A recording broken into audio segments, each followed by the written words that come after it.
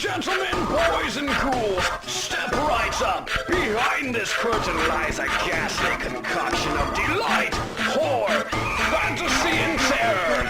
Your every wish is our command, your every whimsical desire brought to life. But I'm warning you, there's always a price. Welcome to the greatest show on earth!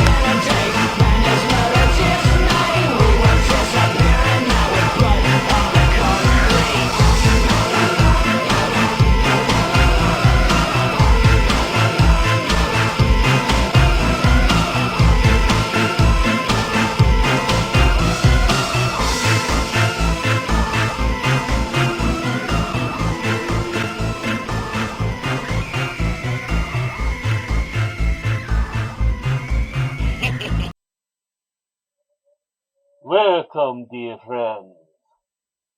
I am your host, Dr. Acula.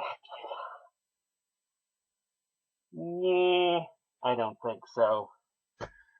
Gorin Scares, everybody. It's me, William Pattison, aka Eric Morris.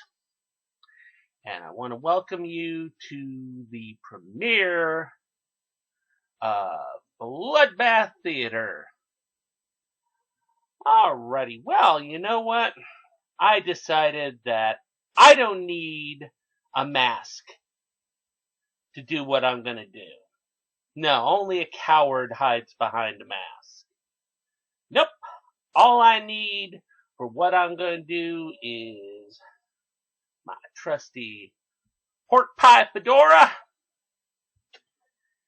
and my Folgers coffee. Sippy sippy.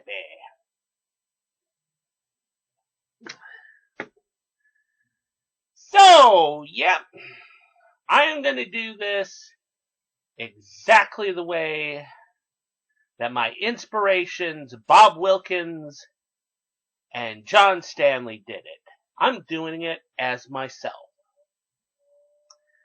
So, for tonight's show, we have got a great classic by one of the icons of horror, Vincent Price. It is none other than William Castle's House on Haunted Hill. That is going to be our first feature. Yes, a millionaire invites a bunch of people to spend a night in a haunted house, and they end up being locked in there with ghosts, murderers, and other terrors. So let's sit back and let's enjoy House on Haunted Hill.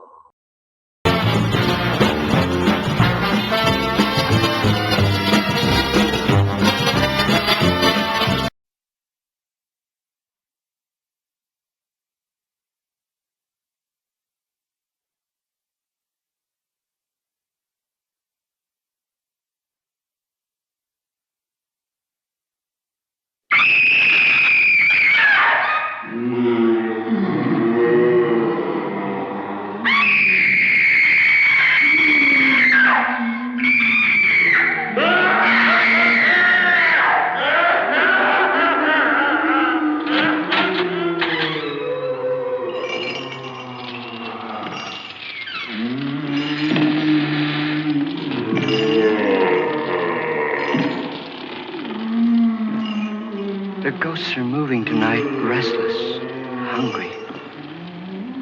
May I introduce myself? I'm Watson Pritchard. In just a minute, I'll show you the only really haunted house in the world. Since it was built a century ago, 7 people, including my brother, have been murdered in it. Since then, I've owned the house. I've only spent one night there, and when they found me in the morning, I was almost dead.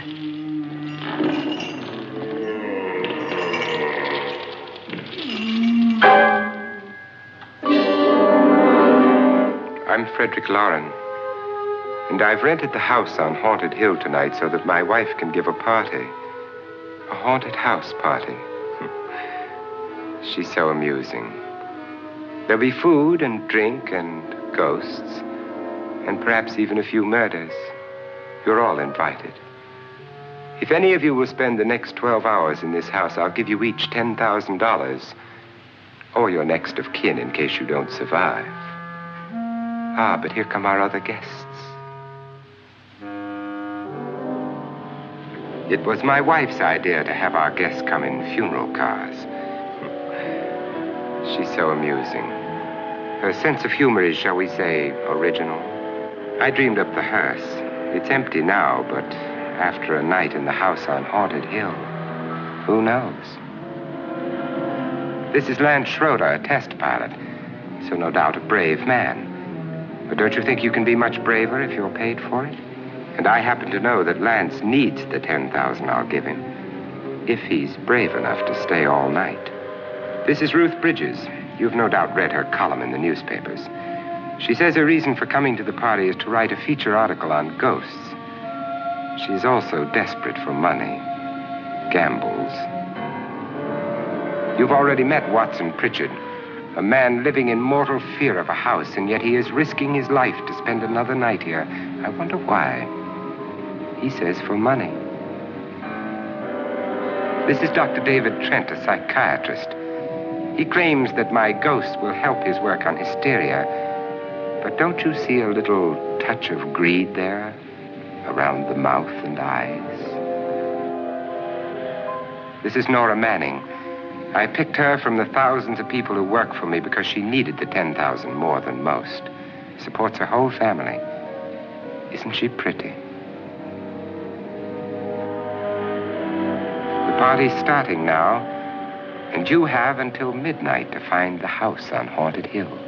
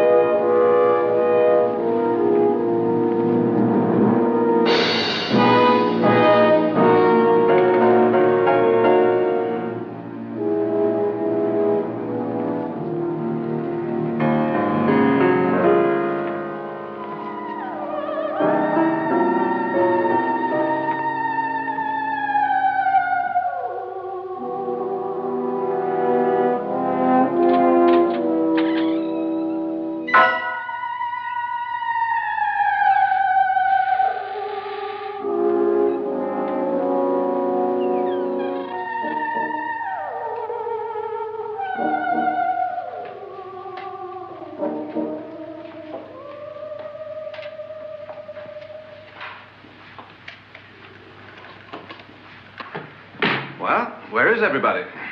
It isn't a very warm welcome, is it? Only the ghosts in this house are glad we're here. Are we all strangers to each other?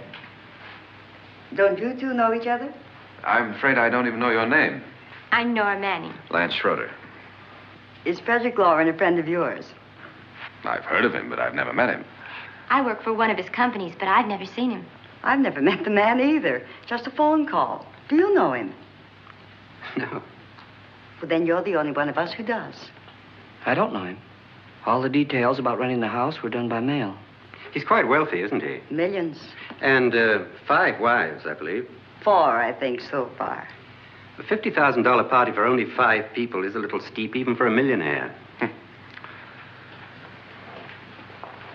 Well, if I were going to haunt anybody, this would certainly be the house I'd do it in.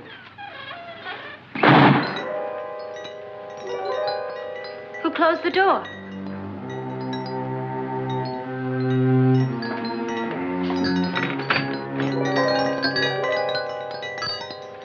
This thing's made of solid steel.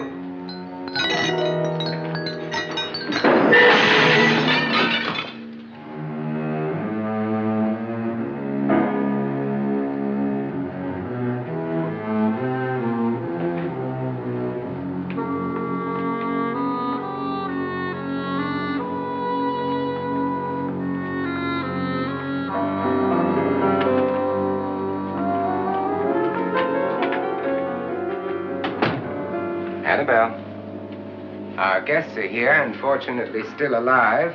Is your face on yet? Dust and dirt everywhere, and the water barely trickles. Couldn't you have had the place cleaned? Atmosphere, darling. You know how ghosts are. They never tidy up. And that's a very fetching outfit, but hardly suitable for a party. I'm not going to the party. The spend-the-night ghost party was your idea, remember? Since it's going to cost me $50,000, I want you to have fun. The party was my idea until you invited all the guests. Why all these strangers? Why none of our friends? Friends? Do we have any friends? No, your jealousy took care of that. I had a reason for inviting each guest. I wanted kind of a cross-section. From psychiatrist to typist, and from drunk to jet pilot. They share one thing. They all need money. Now let's see if they're brave enough to earn it. And you call this a party? Could be. Why do you always do that? It spoils the champagne. It might explode. Never does. Will you guarantee that? That isn't funny, Frederick. Make a good headline. Playboy kills wife with champagne cork.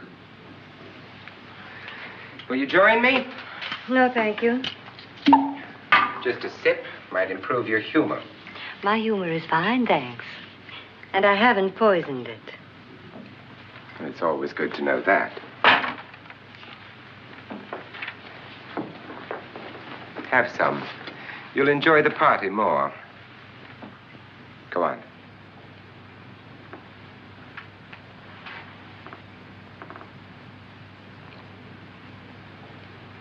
Your trust is so touching. And I'm not going to the party. Of all my wives, you're the least agreeable. But still alive. Would you go away for $1 million tax-free? You want it all, don't you? I deserve it all. Your jealousy isn't tax-free, and your possessiveness is maddening. If ever a man had grounds for divorce, But can't prove them. the time will come. You'll slip up one of these days, Think so? if I live long enough. You remember the fun we had when you poisoned me? Something you ate, the doctor said. Yes, arsenic on the rocks. Annabelle, you'd do it again if you thought you could get away with it, wouldn't you? Darling, what makes you think that? Something about you. I hear that hanging is very uncomfortable, in case you get any more ideas. Now, don't let the ghosts and the ghouls disturb you, darling. Darling, the only ghoul in the house is you. And don't sit up all night thinking of ways to get rid of me. It makes wrinkles.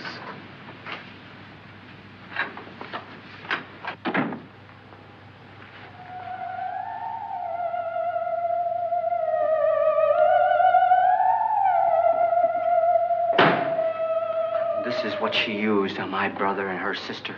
Hacked them to pieces. We found parts of the bodies all over the house, in places you wouldn't think. The funny thing is the heads have never been found. Hands and feet and things like that. But no heads. The wife, probably in a rage, threatened her husband with a knife and then, carried away by hysteria, took a swing at him and simply went on from there. She certainly went on. How many people did she kill, Mr. Pritchard? Only 2. Her husband and her sister. No one else was here. So there are 2 loose heads just floating around in here somewhere? You can hear them at night. They whisper to each other and then cry. Since our host isn't here, would anyone care to mix me a drink? Certainly. What will you have? Good evening. I'm your host, Frederick Lauren. Since we're all strangers to each other, let's get acquainted with the drink, shall we? Mr. Lauren, I advise you to call this party off now. The ghosts are already moving, and that's a bad sign. Let me apologize for my wife. She'll join us later. What do you have? Scotch and. Doctor? I'll have the same. Now, before the party begins, let's go over the details. The caretakers will leave at midnight, locking us in here until they come back in the morning. Once the door is locked, there's no way out. The windows have bars that a jail would be proud of, and the only door to the outside locks like a vault. There's no electricity, no phone, no one within miles, so no way to call for help. Like a coffin.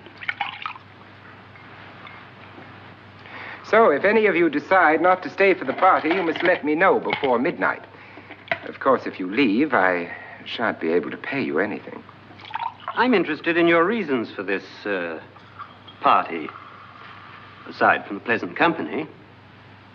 Ghosts, Doctor. I think everyone wonders what they would do if they saw a ghost. And now my wife has given us all the opportunity to find out. Amusing. Ghosts, etc., being only creations of hysteria, your party should be a success. Well, Pritchard here promises us genuine ghosts. 7 now. Maybe more before morning. That's cheerful. 4 men have been murdered in this house. And 3 women. You planned your party very well, Mr. Lauren. 4 of us are men, 3 are women. Well, a ghost for everybody. Well, Pritchard, why don't you take us on a tour through the house and let's see what happens, huh?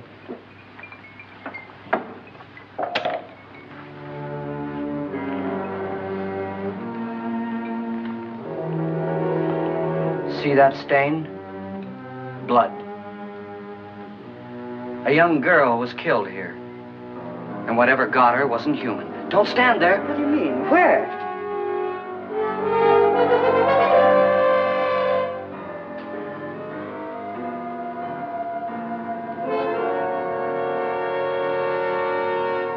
It's too late. They've marked you. Ridiculous. The roof probably leaks. Oh, that must be what it is. Who would want to haunt me? I would say any self-respecting male ghost. I hope it doesn't come back. Well, Mr. Pritchard, you're the life of the party. Oh, he hasn't even started yet. Wasn't there a man who threw his wife into a wine vat or something? That was in the cellar. There's been a murder almost every place in this house.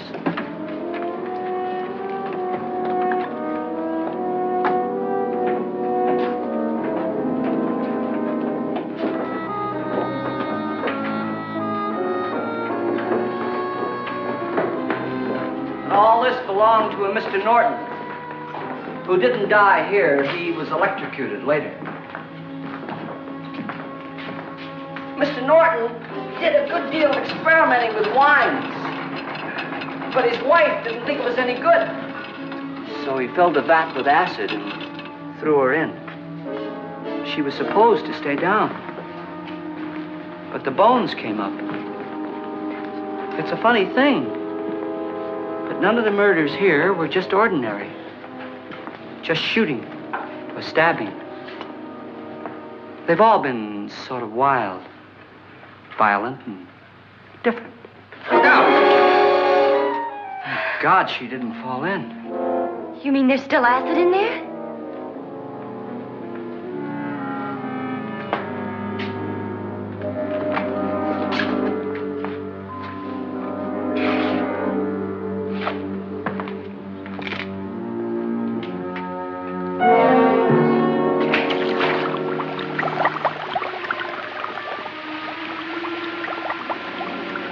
Destroys everything with hair and flesh.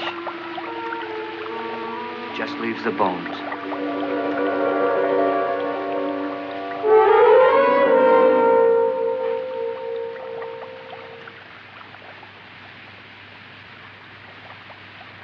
My, it's dry and dusty down here. Well, there's a cure for that upstairs. Come on.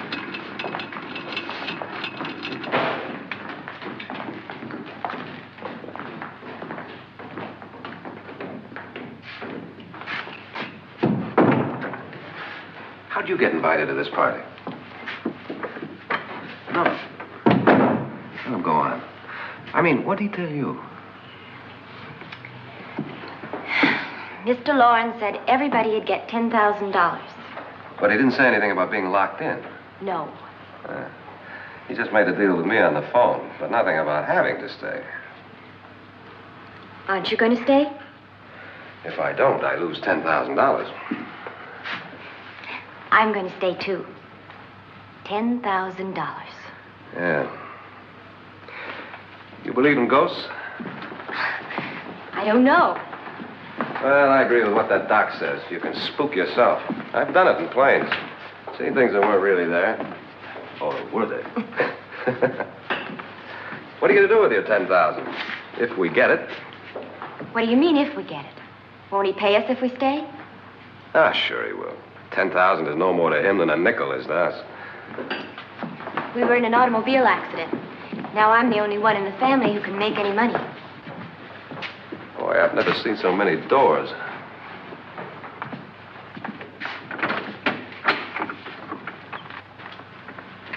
Closet?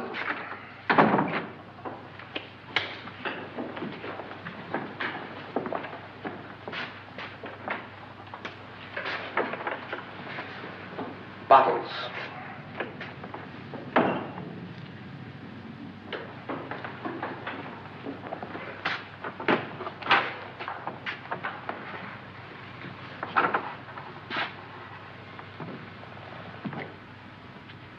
Does it go anywhere?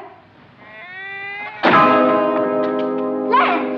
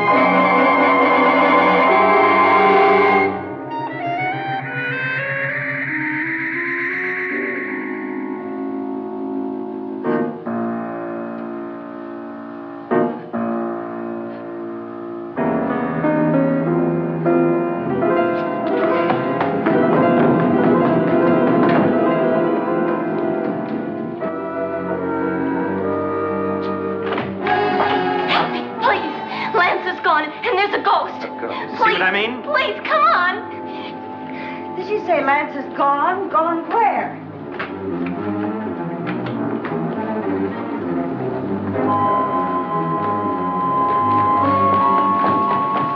We'll have to break it down. It's locked. Locked?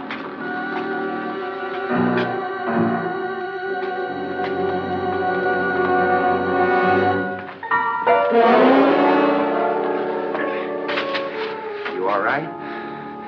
Nothing that money won't cure. I must have bumped my head. And the only way you could bump your head in here is to run head on into the wall. You didn't do that, did you? Let's get a bandage on that.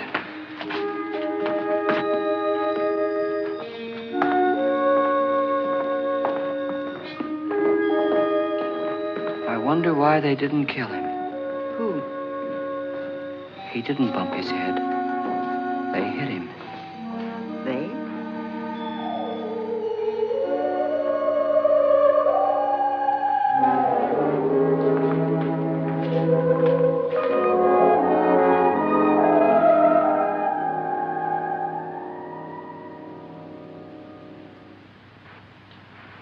Nora, When you came in, you said something about a ghost. There was something. What did it look like? Well, it was wearing a black thing that went all the way to the floor. Weren't you a little frightened at the time? Well, yes.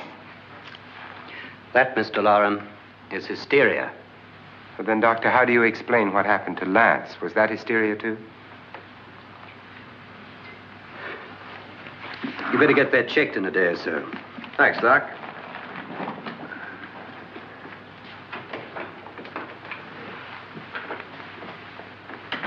Wait for me in the hall.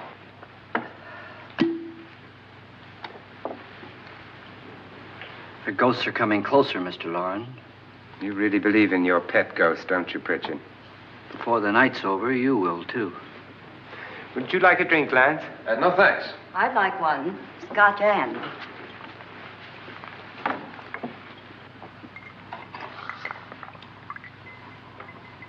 Mr. Loren, are you really going to pay anyone who stays all night? Certainly. $10,000. Will there be much red tape or delay? You in a hurry, dear? Frankly, yes. Or frantically. There you are, my dear.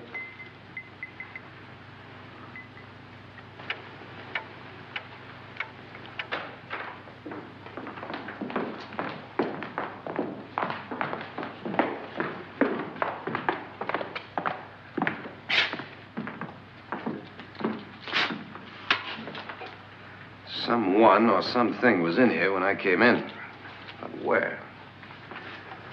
And if the door was locked, how did it get out?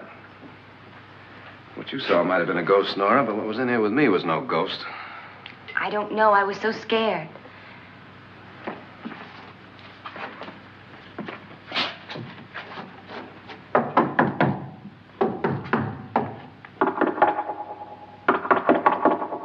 Does it sound different to you? Yes.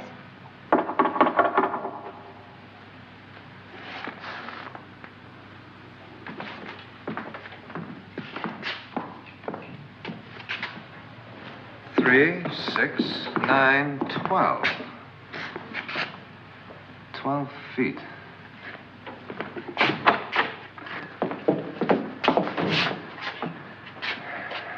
Three, 6.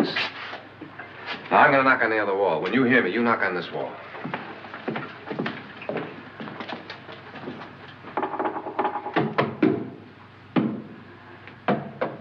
Tap lower down.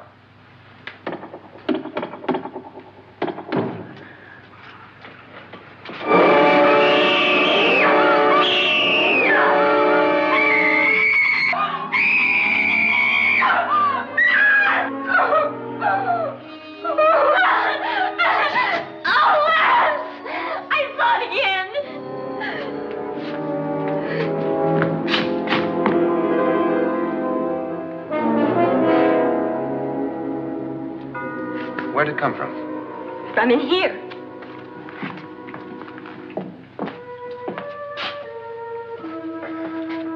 What if it ran out of here? I'd have seen it. Lance, it doesn't run. It just floats. Yeah, but why didn't I see it? You don't believe me. Well, how can I?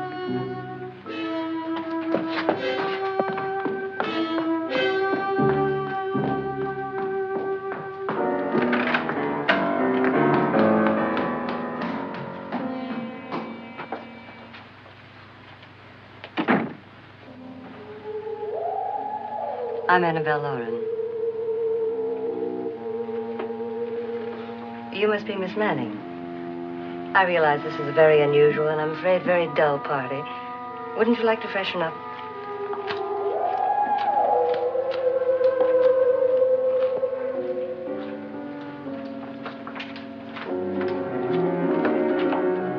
This is your room.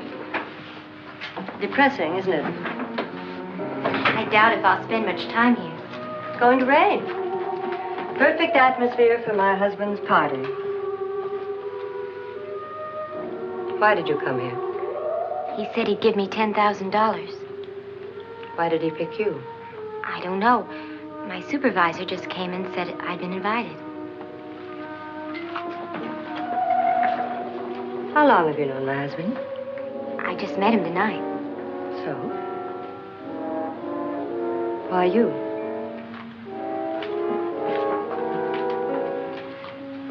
What were you doing wandering around by yourself? Well, I was in the cellar with Lance, Mr. Schroeder, and I just left, that's all. Don't do it again. Don't go anywhere in this house by yourself. Now fix your face and I'll come by for you in a few minutes. But You're in danger. We all are. But who? I hope for your sake you never find out.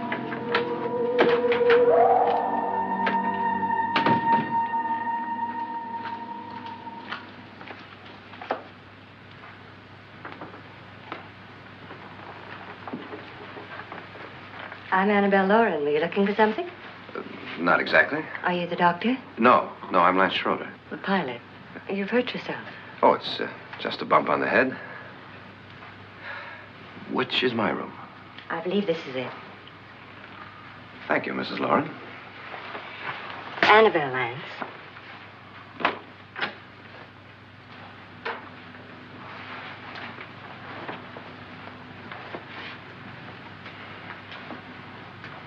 You were with the young girl in the cellar. Why was she so upset? Was she? And you don't look like the type to go around bumping his head. What really happened, Lance? Well, Nora thought she saw a ghost, but I didn't see anything. She was just frightened then. And mad at me, I think. I kidded her about it.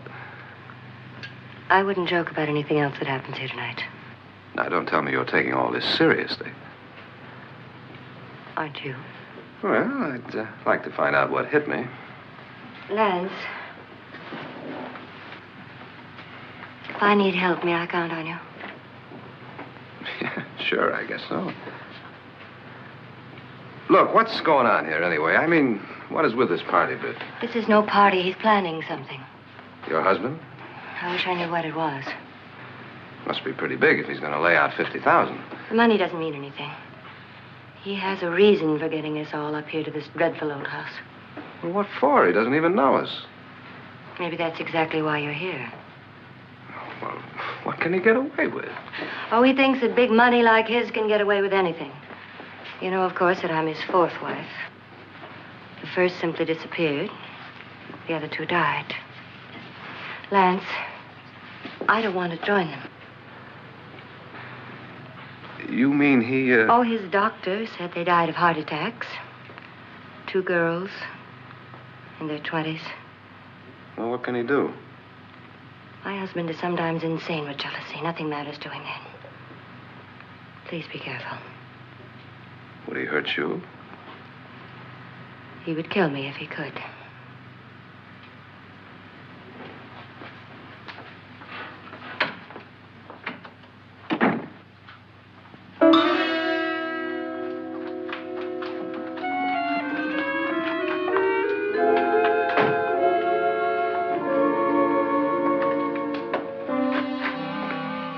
Annabelle, you're missing all the fun. Nora Manning was almost killed by a falling chandelier. The pilot bashed his head in. Is he badly hurt? The Saturnine psychiatrist bandaged him up. Don't you want to go and console him, as you do most men, in your fashion? You're so clever, Frederick. Yes, I lie awake nights wondering why I married you. It was rather a mistake. You didn't marry me, dear. I married you. Unpleasant, but no mistake. Well, hurry up. Frederick, for the last time, I'm not going to your party. And for the last time, it's not my party, but yours. And you are going. I am not. You ready, dear? No. Are you ready, dear? Yes, damn you. Would you adore me as much if I were poor? No. All you want to be is a lovely widow. It's almost time to lock up the house. And then your party will really begin. I wonder how it'll end.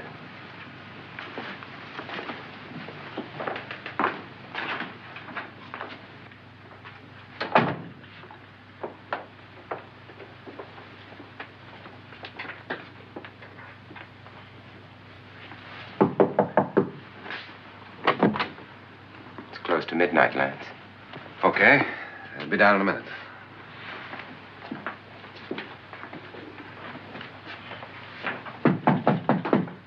Who is it? Your host, my dear. It's almost midnight, Nora. We're all going to get together down in the living room. All right, Mr. Lloyd. I'll be right down.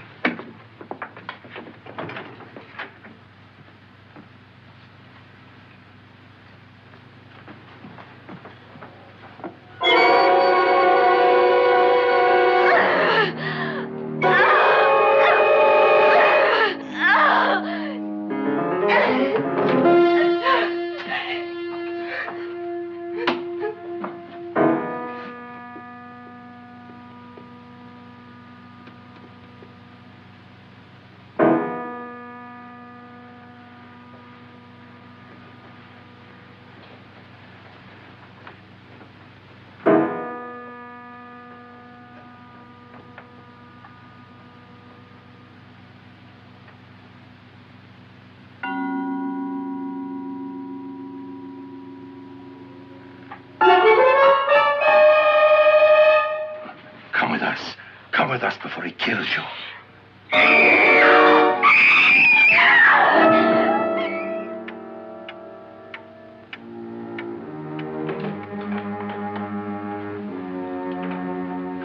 Where's Nora? Miss Manning.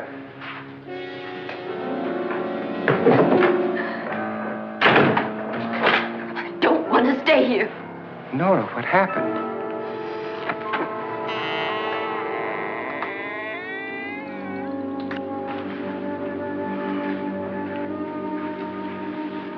That's Jonas Slides and his wife. They've been caretakers here for years.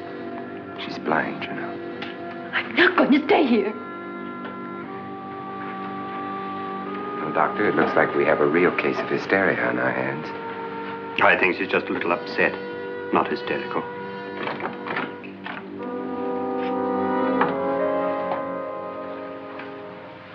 Good evening.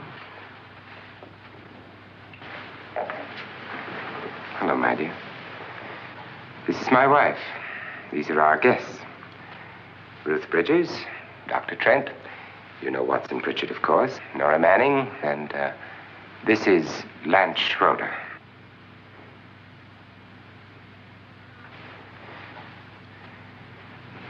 Get me out of here. Now, what about the 10,000? I don't care. He wants to kill me. Who wants to kill you? Mr. Lawrence. May I have your attention, please? I think you all remember the bargain we made about staying all night. $10,000 apiece. If any of you don't survive, $50,000 will be divided amongst the rest of you. If I should die, you will be paid by my estate. When the door is locked from the outside by the caretakers, we'll all be forced to stay in this house until morning. If any of you decide not to stay, you must leave with the caretakers now. You won't have a chance to change your minds later, because there'll be no way to get out. I don't want to stay. Wait.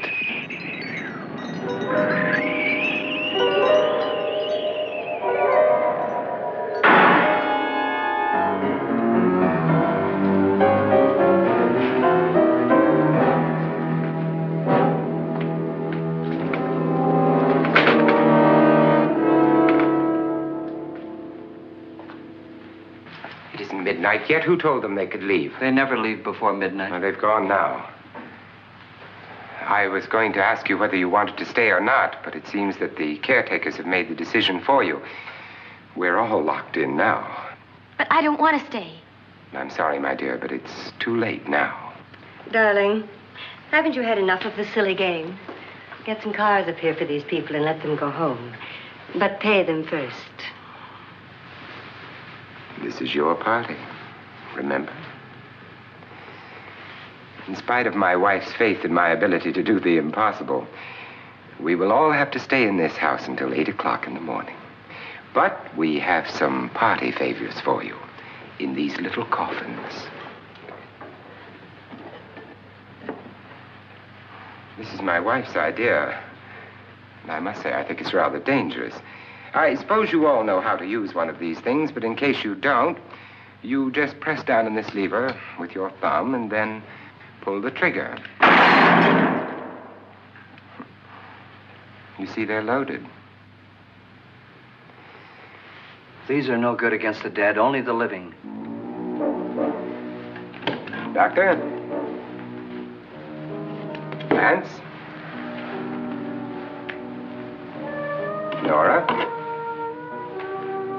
Go ahead, take it. Miss Bridges?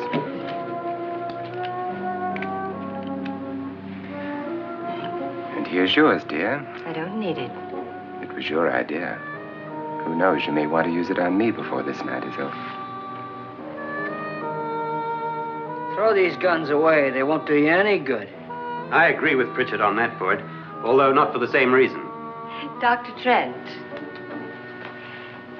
don't you approve of our little party favors? Suppose Nora had had a gun when she mistook the blind woman for a ghost.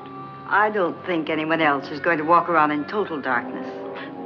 Oh, I'm sure we're not going to go running around the house shooting each other, aren't you? Who knows?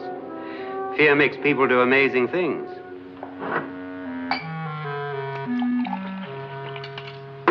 Mr. Pritchard, you said your sister-in-law killed a man and a woman here and cut them up? You said they found hands and feet, but they never found any heads. Would you like to see one of those heads? Would you all like to see one of those heads? Well then, just follow me.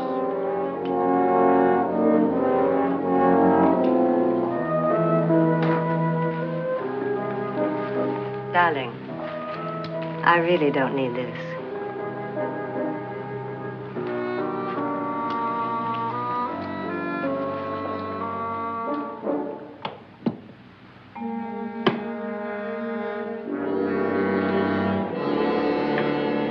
Just go look in my suitcase.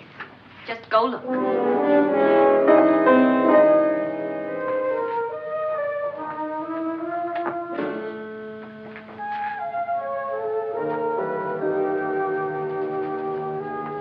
But it was in there. A woman's head. Nora, I think you're a little upset. Would you care for a sedative? Get out! Get out, all of you! All of you, get out of here and leave me alone!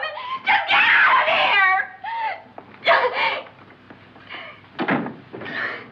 You think it's all right to leave her by herself, Doctor? I wish she'd taken the sedative. Well, what do you suppose she thought she saw? They're closing in on her. Look, Doc, I think somebody ought to stay with her. There could be 1 million people around her. But if they wanted her, they'd get her. What if he's right? Oh, he's too drunk to know what he's talking about. I wonder. I'll join you in a minute.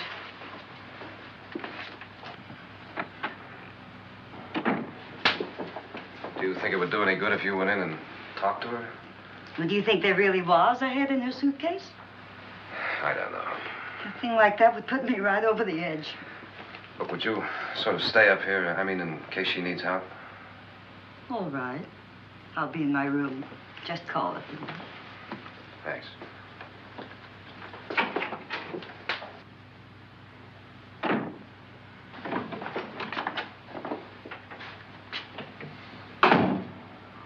Are you sure there are only 7 people in this house? Positive, except for the ghosts. I don't believe in ghosts, nor in frightening women. In Nora's case, it's gone far enough. Perhaps too far. What do you suggest we do about it, Doctor? Don't frighten her anymore.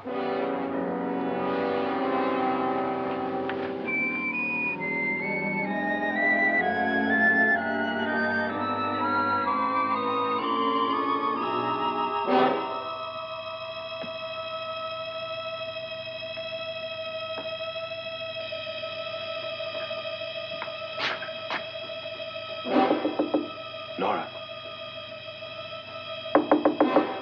Nora?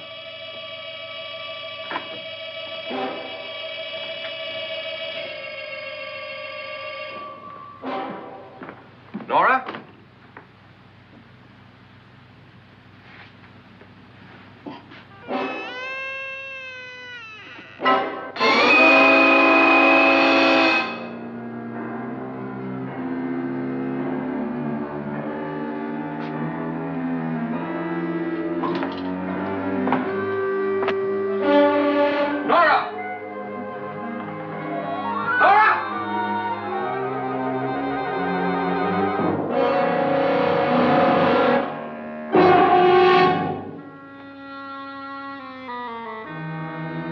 do you know about this?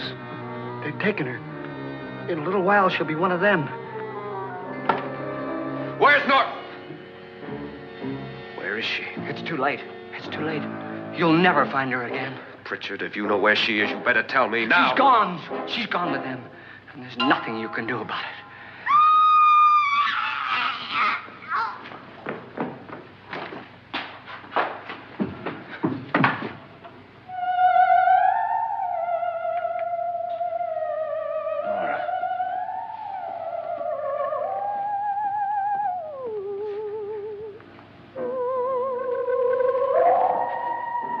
Let her down.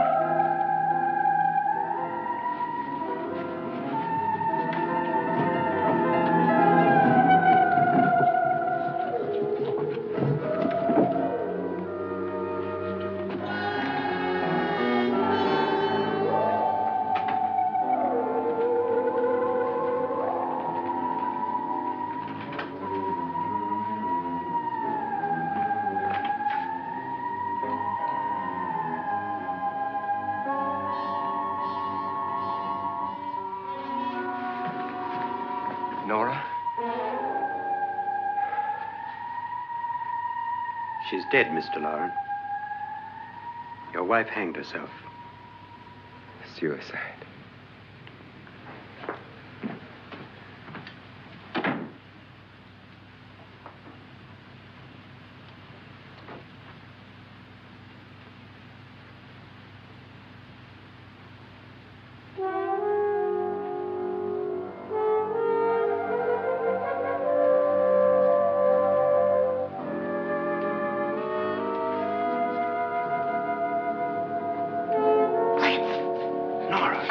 Hide me, please, hide me. What's the matter? Hide me.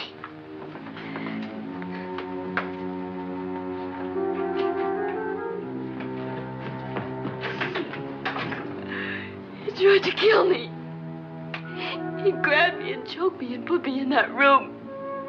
And then he went away and left me. Who? He thought I was dead. Who? Mr. Lord. Are you sure about this? I don't know. It was dark, but it must have been him. Has anybody seen you since he left you?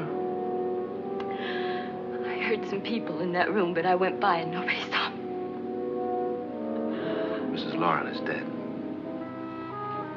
But how? Loren said she committed suicide, but I think somebody killed her. Him?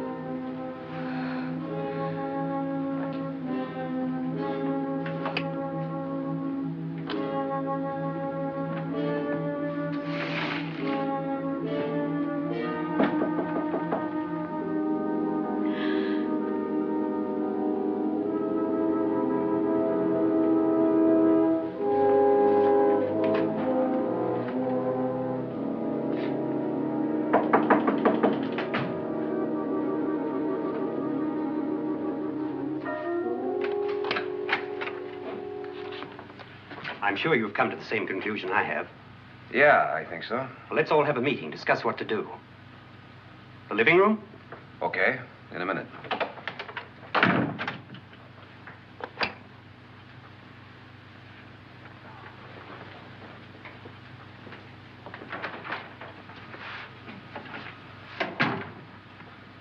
I gotta go downstairs.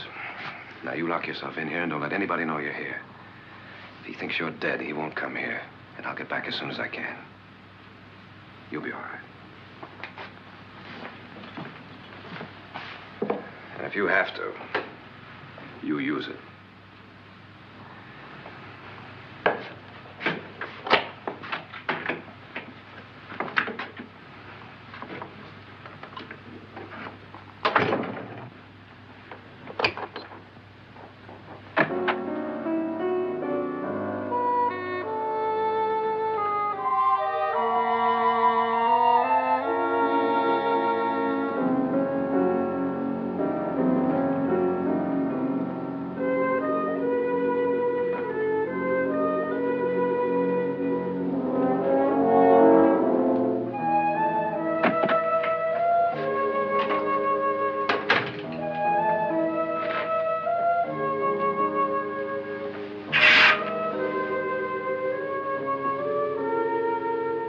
So beautiful.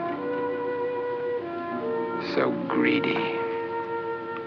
So cold.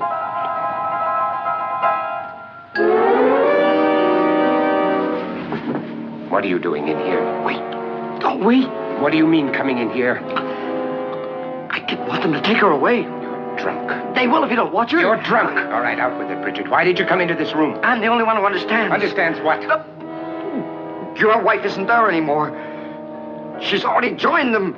Look, Bridget, I've had enough of your spook talk. Get out, you sot, and don't come back into this room again.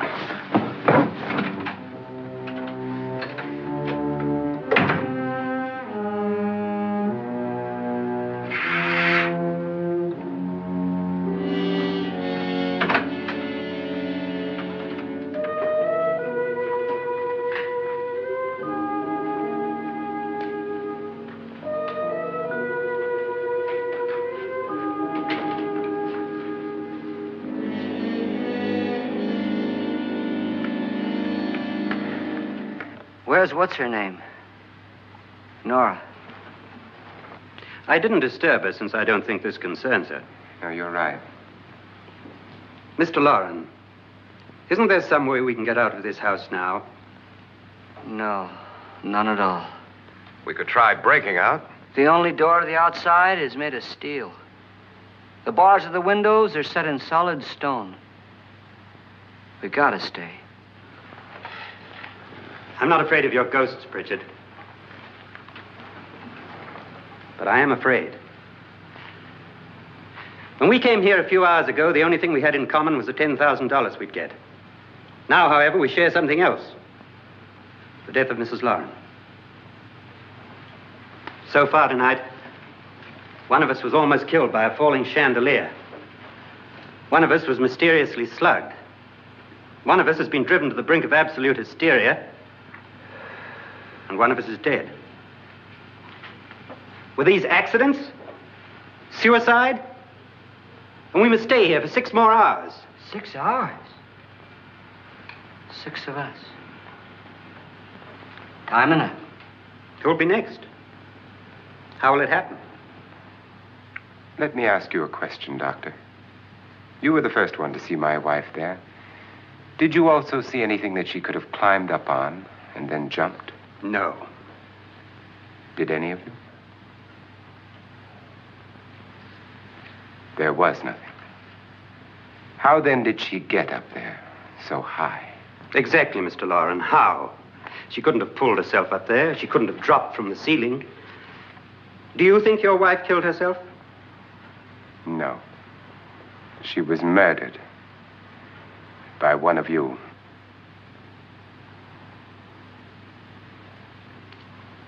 Or you, Mr. Loren. To deliberately kill someone, you must have a reason. We were all strangers to your wife. Only you had a motive for murder. What husband hasn't at some time wanted to kill his wife? What husband hasn't had 1,000 opportunities to do it in such a way so that he'd never be suspected? I'm not such a fool as to hang my wife from a ceiling by a rope. The fact remains that you, or one of us, murdered Mrs. Loren. And that's a matter for the police. So how do we get the police? That's my point. We can't until morning. What began as a silly party given by an eccentric has now involved us all in murder. For once, Pritchard may be right. If another murder's in the works, let's stop it now. Another murder? Why not? Maybe one of us saw too much. Why should even a millionaire want to give each of us $10,000 to spend one night in a gloomy old house? To see some ghosts, have a party? No. Have you finished trying me, Doctor? And is the verdict guilty of murder? Oh, this isn't getting us anywhere. Somebody killed Mrs. Loren. We know that. One of us is guilty and the rest of us are innocent. Okay. Now, what we have to do for the next 6 hours is protect ourselves from each other. Do you really think? I don't think anything. I just know that I'm going to my room. And if anybody comes in, I'll shoot him. Or her. And if we all stay in our rooms, we'll be safe. Because the innocent will have no reason to leave his room. And the guilty will admit his guilt if he or she does. And we all have guns. And we're all agreed? Oh, I wish this night were over. Rooms? Guns? I tell you, it doesn't make any difference. They aren't through with us yet.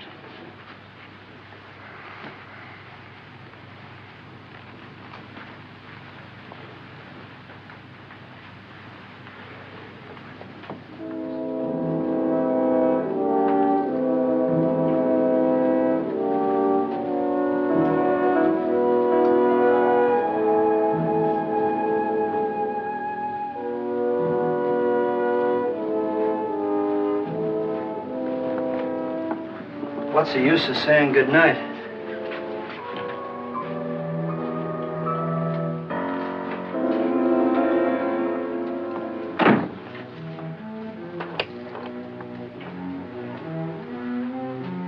Good night.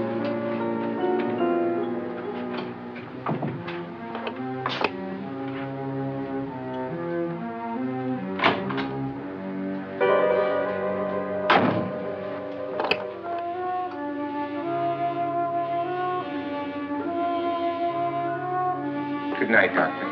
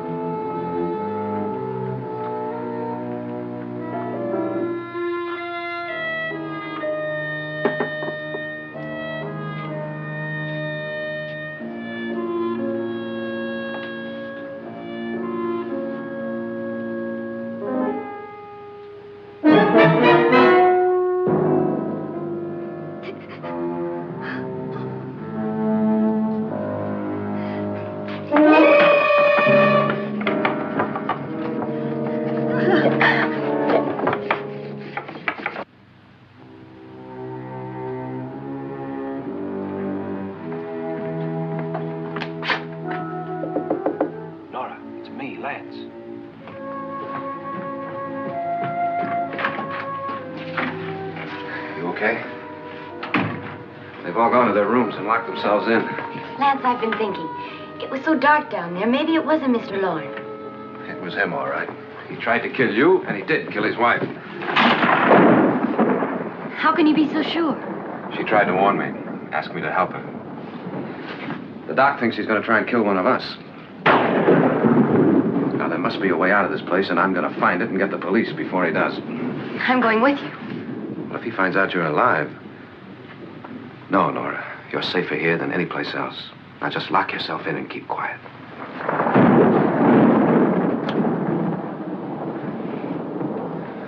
If I find a way out, I'll come back and get you.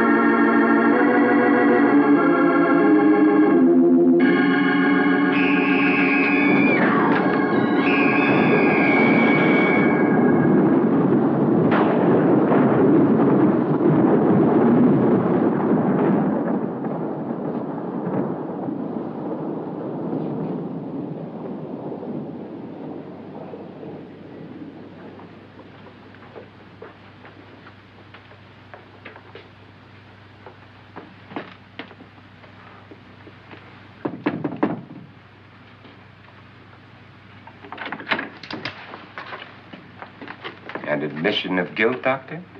Certainly not. There's either somebody else in this house or one of us has left his room. Did you hear anything? Organ music? That, and someone walking. You got yours? Ready? You look downstairs, and I'll look up here. Why not together? There may be only minutes, seconds left of someone's life. Why waste time?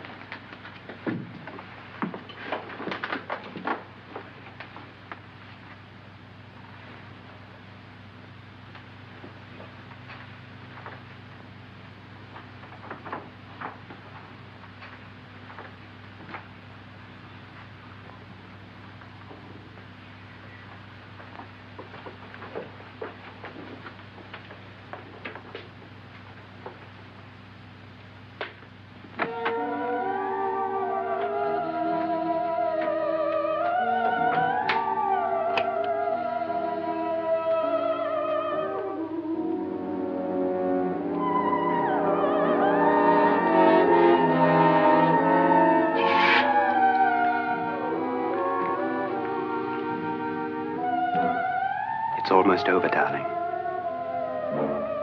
Every detail was perfect.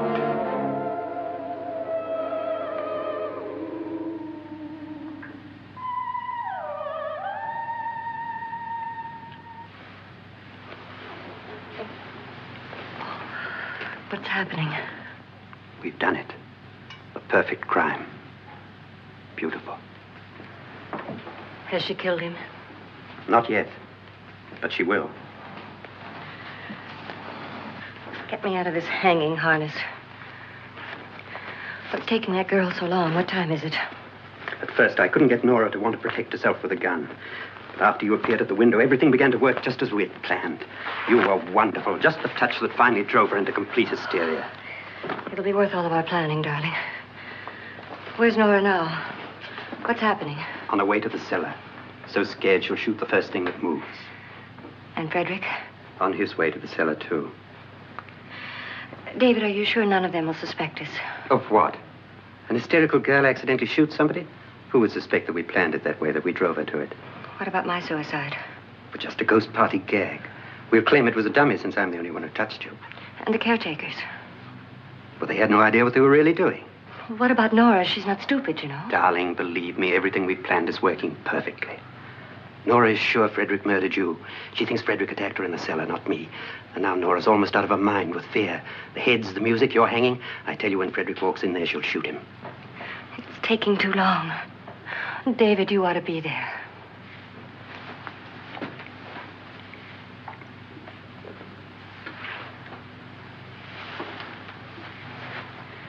When you hear the shot, come down to the cellar.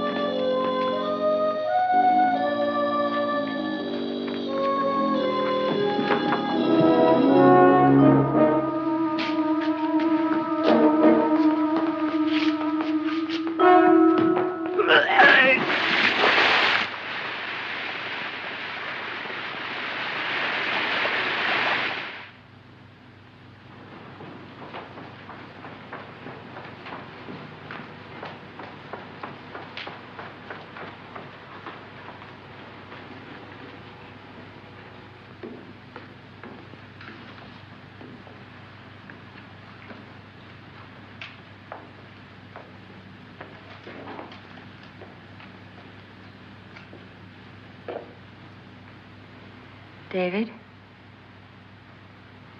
David?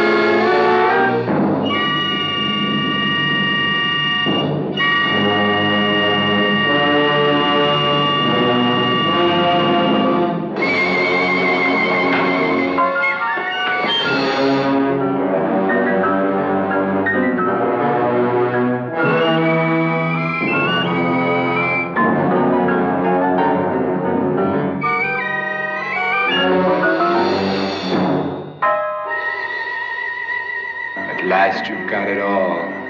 Everything I have. Even my life. But you're not going to live to enjoy it. Come with me, murderess. Come with me.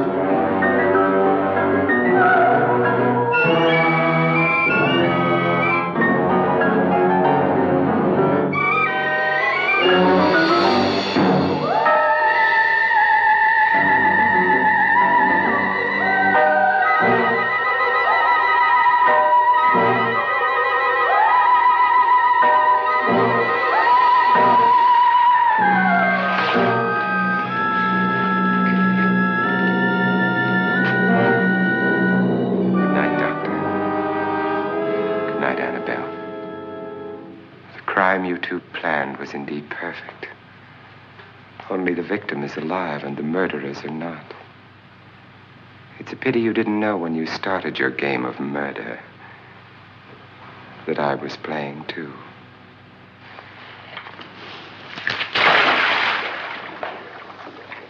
There must be some way to get in here. Oh, it's right along here somewhere. Lance! I've shot Mr. Loren. He's down in the wine cellar. Alive? I don't think so.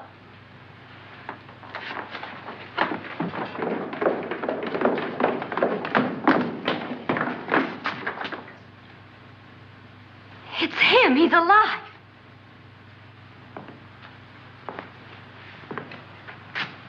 You didn't shoot anyone, my dear. I loaded your gun with blanks.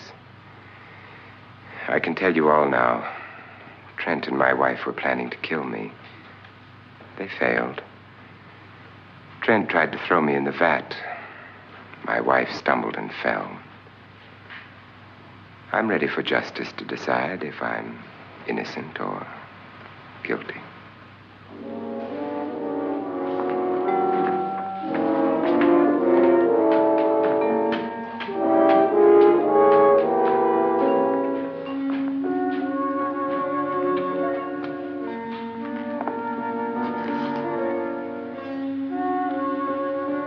Now there are 9. There'll be more, many more. They're coming for me now. And then they'll come for you.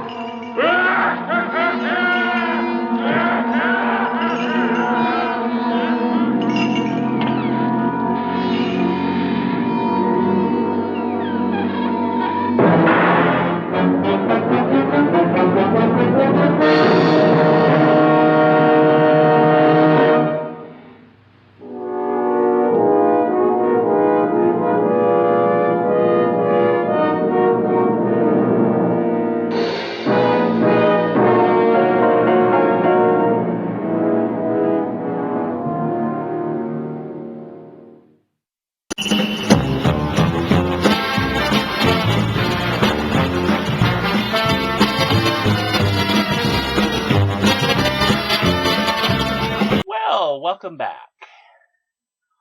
What did you think of House on Haunted Hill? Well, you know what? William Castle, the producer of House on Haunted Hill, made his name for doing little gimmicks to get people into his films. With House on Haunted Hill, what he did is he offered them an experience called Emergo. People came into the theater thinking, oh wow, he's going to do something scientific and scare the crap out of us. Well, Emergo turned out to be simply a skeleton on a pulley system, and during certain times in the movie, William Castle would hit a button and the skeleton would go flying over the crowd. That was Emergo. The thing was that Castle started putting in these little gags and stuff to actually get people in because of the fact that drive-ins and the coming of television was affecting, sales when it came to theater tickets. Regular theaters were having trouble bringing people in. So filmmakers like Castle and others, they started coming up with these horror gimmicks and that, like smell-o-vision. When William Castle did his film The Tingler, what he did is he set up all the chairs in the auditorium with electrodes. And what he would do is at certain times during the movie when the Tingler was around, he would hit a button and certain individuals in the audience would get an electric shock and jump out of their seats, thus startling the audience. It was a cool little thing. I mean, they managed to actually, people like Castle actually managed to save the brick and mortar theaters. Seriously. During a time when, people would rather go to the drive-ins. These gimmicks couldn't be done at drive-ins, so people had to come to the regular theaters, which was great. And it made William Castle plenty of money. It made his films hits. So, it was great. And William Castle didn't, he didn't, lack when it came to his films. He was a craftsman when it came to filmmaking. So his films were always top notch. They were done on lower budgets, but they were still top notch. They were still quality films for the time. So, anyways, that's all I got to say for House on Haunted Hill. We're going to take a short intermission my way. And when we get back, I will be doing a movie review, and then we will get on to our second film, which is Terror in the Haunted House. So I'll catch you then.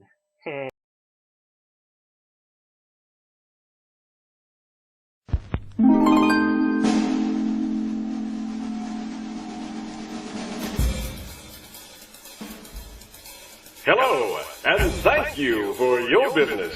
Why not stop by our refreshment stand? We have all kinds of special drinks, but don't take my word for it. Take it away, fellas! Come on, take a stroll to the snack bar, bring a family pie. Come on, take a stroll to the snack bar, have a good time. Popcorn for all, hell's on its way. Come on, take a stroll to the snack bar, have a good time. 2 minutes till showtime. There's still plenty of time to visit the refreshment stand.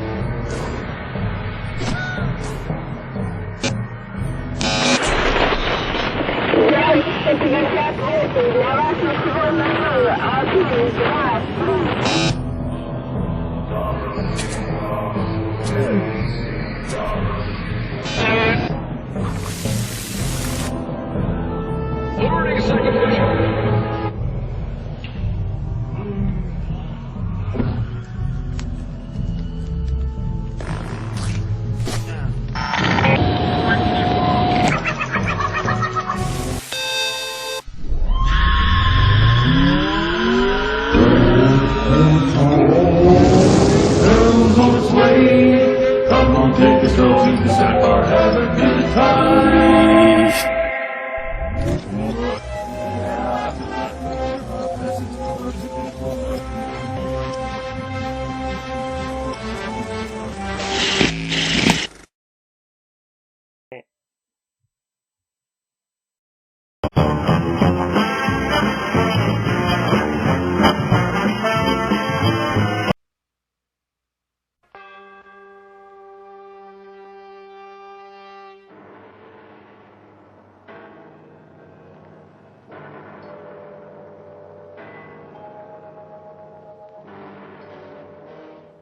With the swiftness of a deadly cosmic ray, the Earth is invaded by indestructible moon monsters.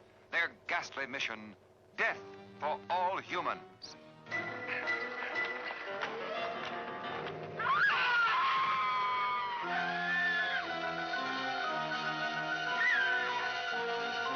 What astounding technical developments are being made to protect mankind? Robot Monster brings you an actual preview of the devastating forces of our future. Unsuspected revelations of incredible horrors that will terrify you with their brutal reality. There is no escape from me. Very well. I will recalculate. Your death will be indescribable. Fool humans, there is no escape.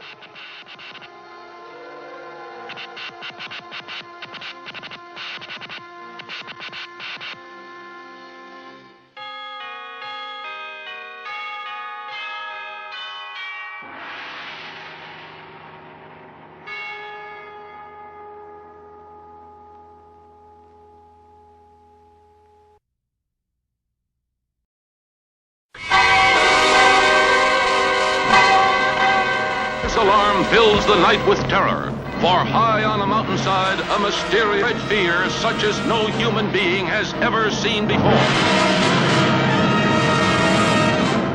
Where there are mountains, there are always clouds. But this one remains static. On the side of the Trollenberg, it never moves. Freak of nature. A radioactive freak of nature? It strikes without warning, wreaking death and destruction too horrible to behold. A force of evil that tortures its victims and hurls them mercilessly to the brink of murder and madness.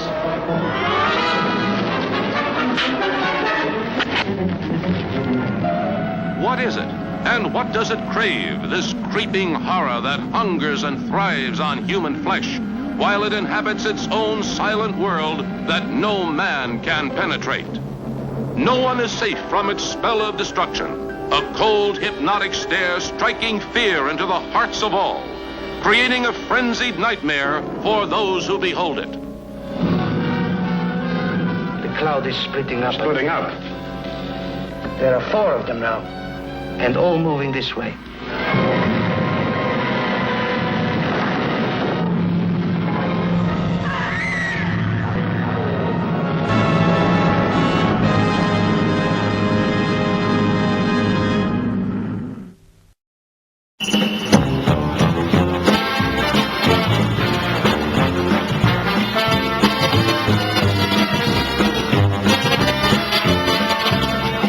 Welcome back. Alrighty, I hope you enjoyed that intermission. You know, I love that let's go to the lobby. You're going to see a hell of a lot of other amusing versions of that over the coming months. Also, you know, you got to see some previews of some of the high quality films that I'm going to be presenting here on Bloodbath Theater. Alrighty, now it is time for my movie review. And this time I have a gem from 2013, an independent film called Eternal Damnation. Here's the poster.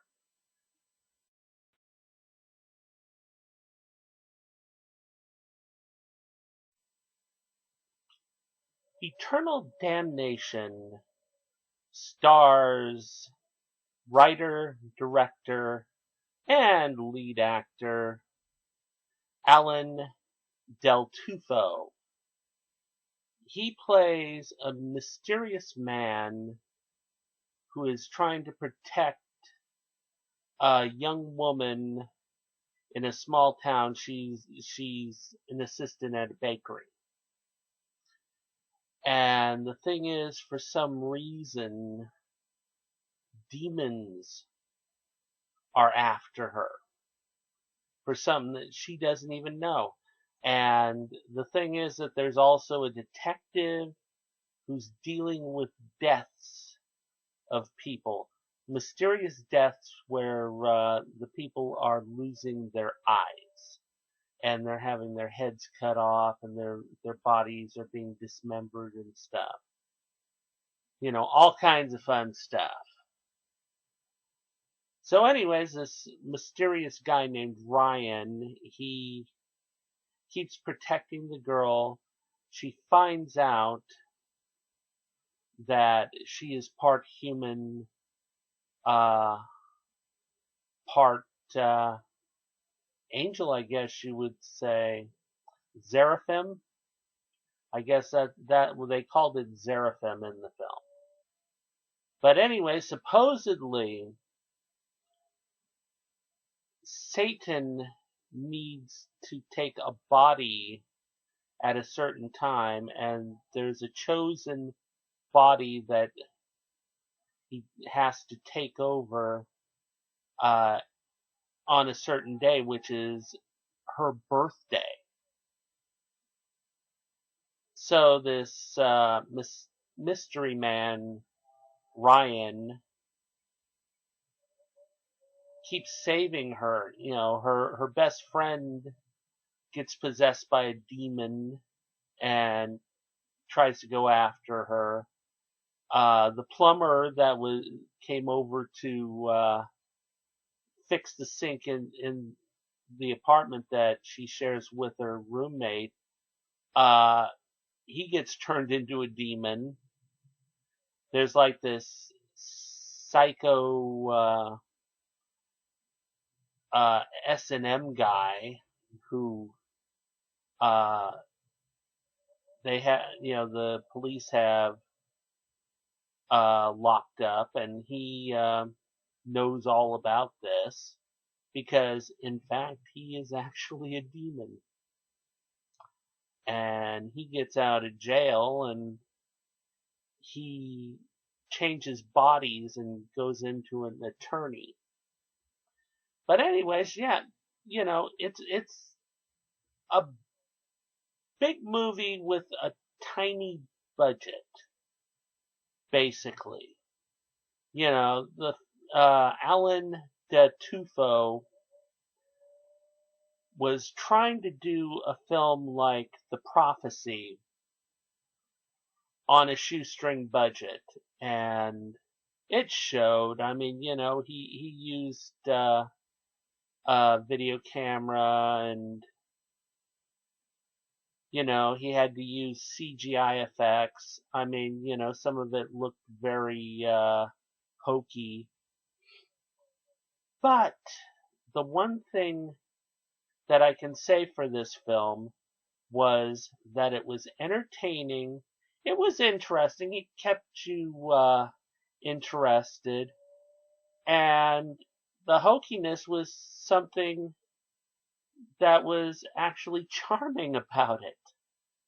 You know, to see that this filmmaker actually tried to make this film with this budget, and he succeeded. He made a viewable film. It's not a great film. I mean, he doesn't have great actors in it and stuff, and you know, it's low budget Z grade filmmaking. But it's better than a lot of the zero budget Z grade stuff that I've seen over the last few years. And that's something that I've started to notice, is that we're getting in these young filmmakers. They are trying to make these films on these lower budgets. They're having a little bit of success, but the thing is that what it shows is that these people have potential. And I am looking forward to seeing what Alan Del Tufo does next. If it's going to be a little bit better and a little bit better, he is doing it the right way. He is learning his craft as he's doing films. He may have a few, bumpy films along the way, but this filmmaker has potential.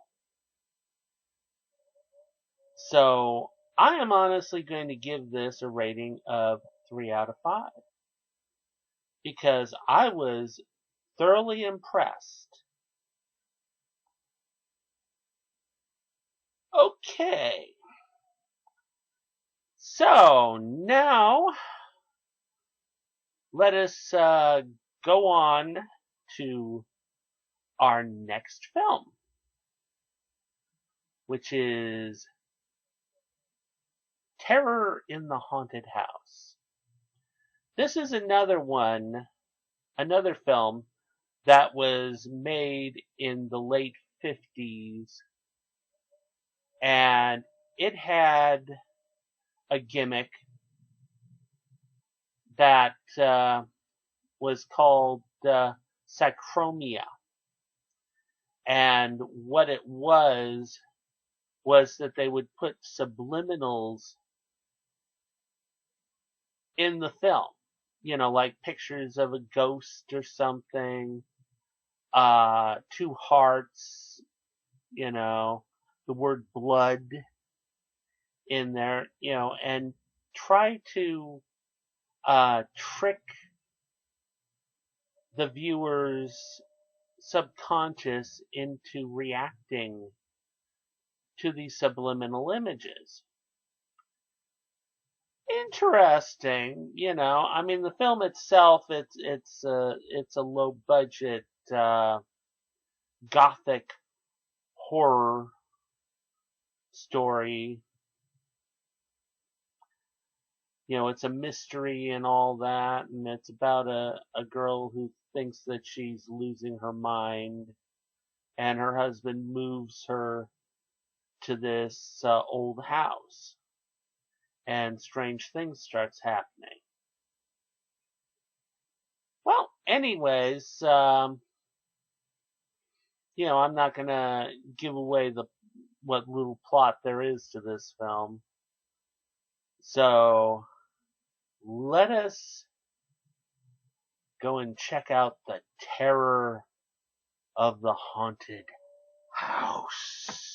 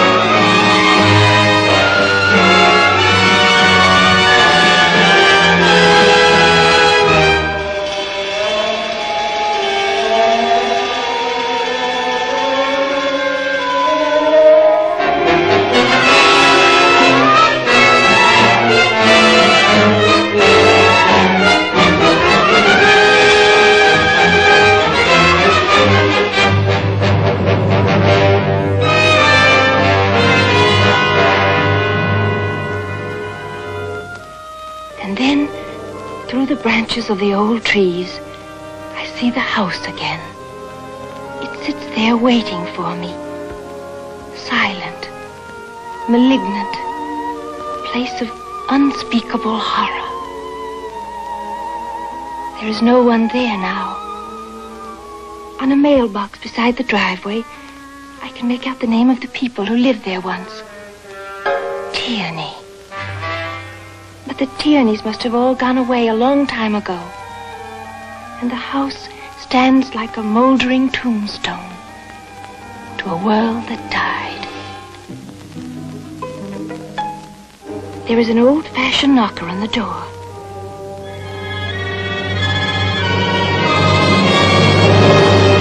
An unseen hand always opens the door for me.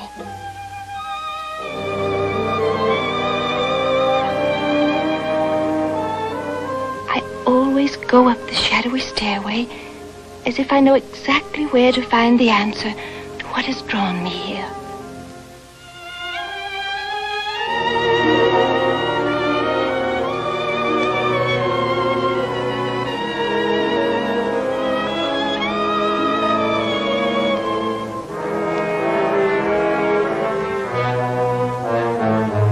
It's behind a little unmarked door, and some unearthly power swings it open to receive me. I look up that narrow, dusty stairway, and for a moment that is so brief, so filled with terror that my mind cannot hold on to it, I know why I had to come to this place.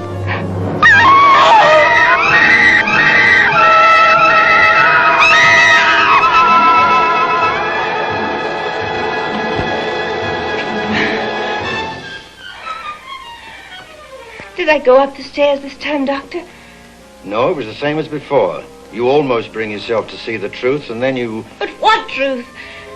All I know is that death in its most hideous form waits for me at the top of those stairs. That's not all you know, Mrs. Justin. You hold the answer deep within your own mind. Consciously, you've forgotten it. That's the way the human mind works.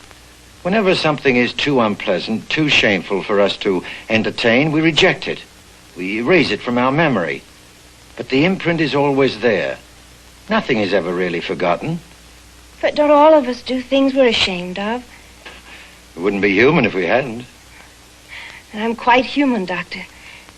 But there's nothing in my past that I couldn't tell my husband or that I haven't told you. I have never seen that house except in my dream. I can't connect it with any place or anyone I've ever known. You're an orphan. Yes, You've lived most of your life here in Switzerland. yes. I was sent here as a child for my health. Incipient tuberculosis, from which you made a complete recovery. I'm strong as an ox now. Those 2 years in the sanitarium, it's not a very happy time, was it? I don't have a very clear recollection of them now. These nightmares resumed about 6 weeks ago. Yes? You've been married about the same length of time. You're on the wrong track there, Doctor. I told Philip everything. It made very dull telling, I assure you. And now he's taken you back to America. Yes. You're happy about this, of course.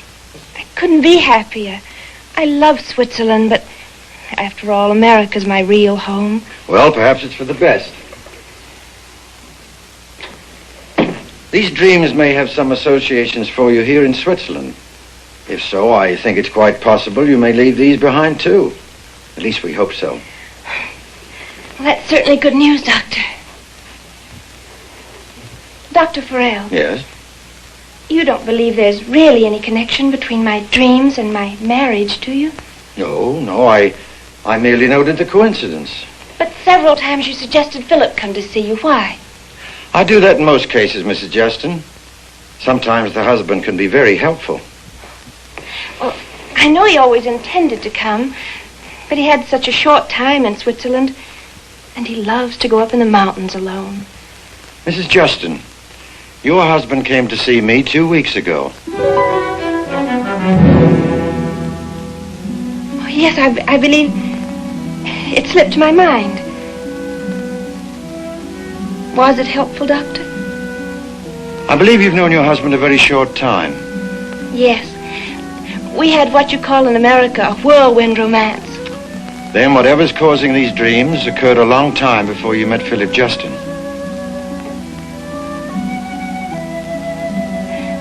Goodbye, Doctor. Bye, Mrs. Justin. And thank you for helping me.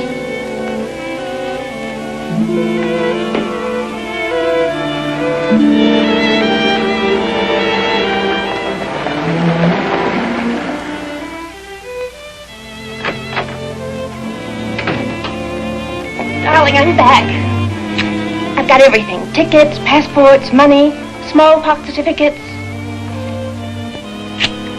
What about customs declarations? I'll give them to you on the plane. You'll have hours to fill them out. I'll be too excited. What did I do with the tickets? You got them right in your hand. I can see you're going to be very useful to have around. Oh, you have no idea. I'm glad we'll be flying at night. We can neck all the way across the Atlantic. You don't have to wait that long. Used to be a gag I pulled at college. We would take a girl down to the airport, bus depot, station, and watch the train or plane pull out. And then we'd kiss the girl goodbye. Only she wouldn't be going anywhere. But nobody would know that. All right, who was she? Oh, that was long ago. Come on, I told Dr. Farrell I confessed all to you. Now it's your turn. How was the session with Farrell? No change. Now he tells me the dreams are caused by something scandalous I did and then forgot. Well, aren't you worried, darling? I may have a perfectly dreadful past neither one of us knows about. I don't believe you ever went to a station to watch the train pull out. So smug. These Swiss boys know a few tricks, too. Well, all they ever did to you was yodel. First time I kissed you, your nose got in the way.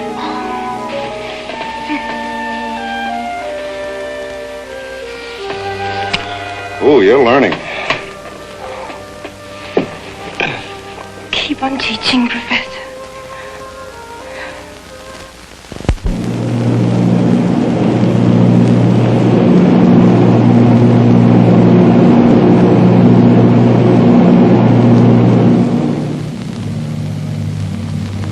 Philip.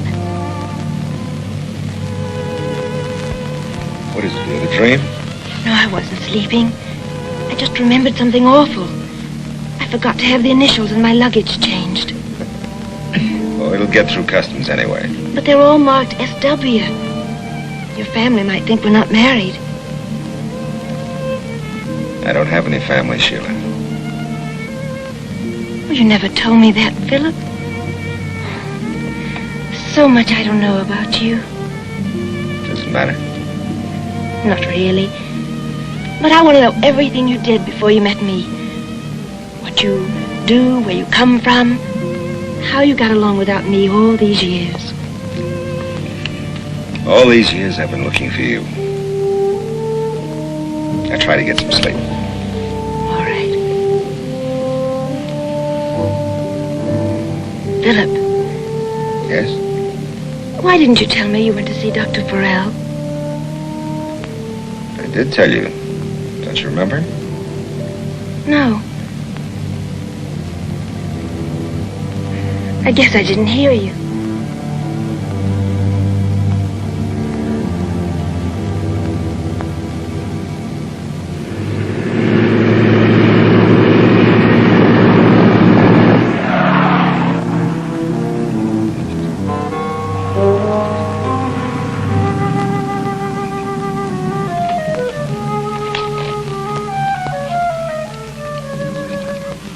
We're lost, aren't we?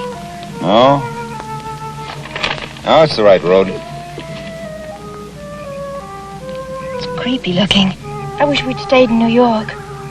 You need a quiet place where you can rest for a couple of weeks. You make me sound like an invalid. Well, you did have that dream again last night. Yes.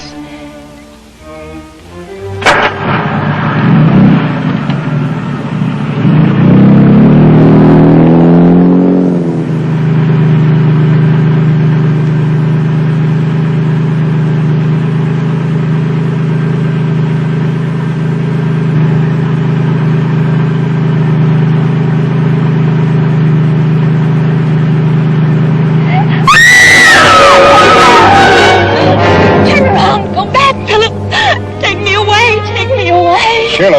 What's wrong? It's the house. The one in my dreams. Nonsense, it can't be. You said you've never been in Florida before. How could you have seen it? I never saw it before, but that's the house. Oh, Philip, I'm frightened. It's an old, empty house. Why are you afraid of a house? I don't know. Whatever's inside, it's horrible. I don't know what it is. There's nothing to be afraid of. An empty house can't hurt you. But it's the same house. You know that's impossible. Look, you dreamed of an old house. The first one you see reminds you of it. You simply made the transference in your mind. You've got to be sensible. You can't dream about a place you've never seen. It's exactly the same. There's trees, storm windows. That must be the attic. Every old house has an attic. Do we have to go in there? Yes. It'll be good for you. Once you realize there's nothing in there that can hurt you, the dream will go away. Beside, darling, I'll be with you every minute.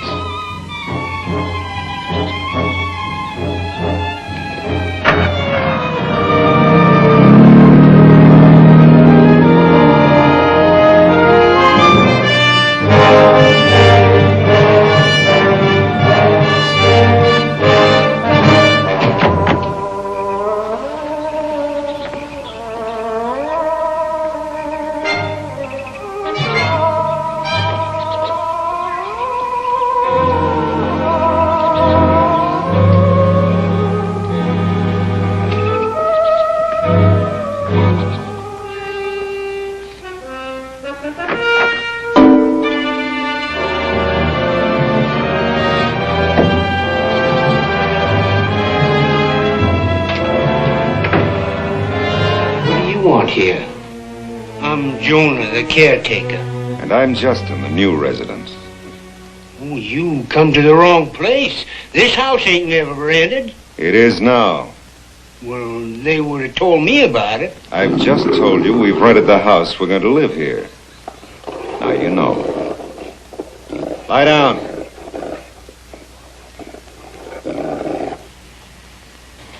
Come on, now.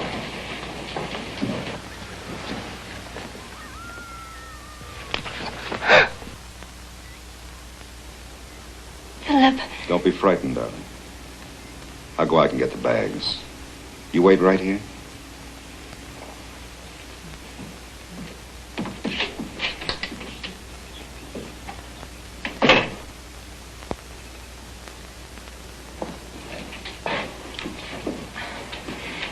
My husband took the house on short notice. I'm sure you'll be notified by mail in a day or two. There ain't been no mail here for the last 17 years. It's been empty that long? Mm-hmm. Must have been a lovely home once. What happened to the people who lived here? They went away. One by one, they went away. Except me. Isn't it lonely for you? Lonely? No. It ain't lonely. I got my dog. You see, I'm waiting for them to come back. That's why I keep it like it was. For them. For whom? Well, the folks it belongs to. It's theirs. That's why I try to keep it looking nice.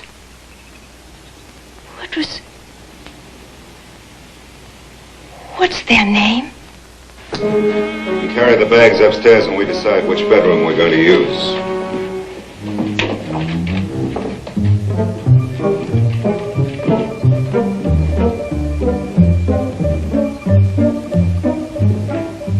Philip, this is the house.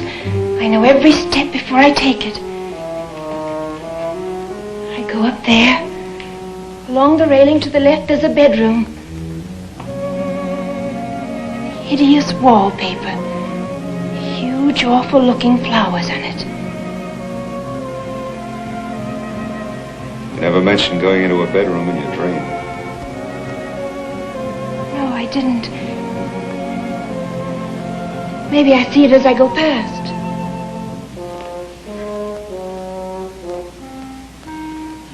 The door is closed.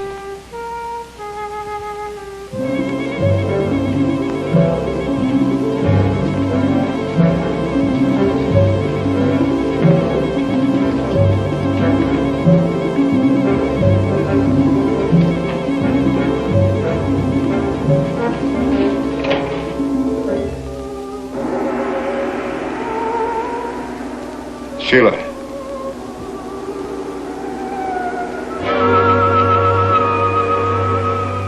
Told you, Philip. I told you what it was like. Now do you believe me? This is the house I dreamed about. But why? Why do you dream about it? What does it mean to you? It means I'm going to die here. Oh, Philip, take me away. I can't stay here. I can't. I'll go out of my mind. All right, darling. We'll go away.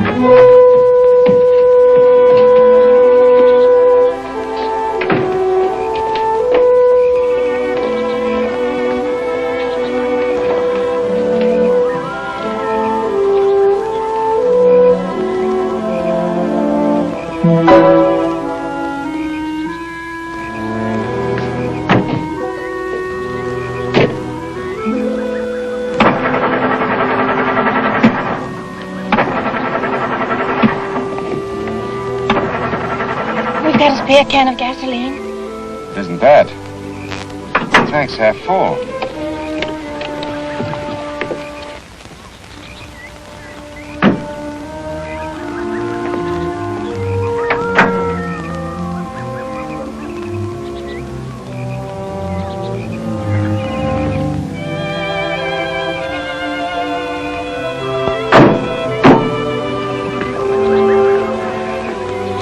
What's wrong? Wrecked. The wires have been pulled out. The distributor cap is missing. Jonah. Why? He tried to keep us from staying here. Why did he do it? I don't know. For some reason he changed his mind. Can't you repair it? I could probably fix the wires, but without the distributor cap, we're stuck here.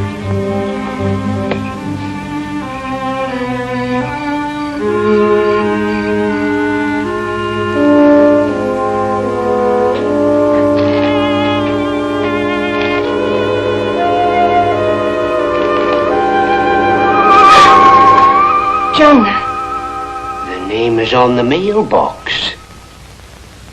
What? You asked me who used to live here. You can still see the name on the mailbox. Tierney. Why did they all leave? Why? Nobody knows why they ever did anything. They was all the same. The whole family. Folks around here used to call them the Mad Tierneys. Didn't you know that? No. Then how come you know the name? You didn't see the name on the mailbox. I watched you come. I don't know how I knew. Maybe I've been here before. A long time ago. No. I would have remembered you. I've always been here. If you'd been here before, I would have remembered. Oh, vaguely familiar. Like something that happened when you're a small child. What do you remember? I'm not sure. I can see myself as a little girl playing in the grass. There was a boy. He was older than I was. I think I was in love with him. I think he carved our initials on the trunk of a tree. A big old palm tree. all so vague. I don't know where it came from. I know every tree on this plantation. I would have seen them initials. Maybe it was someplace just like this.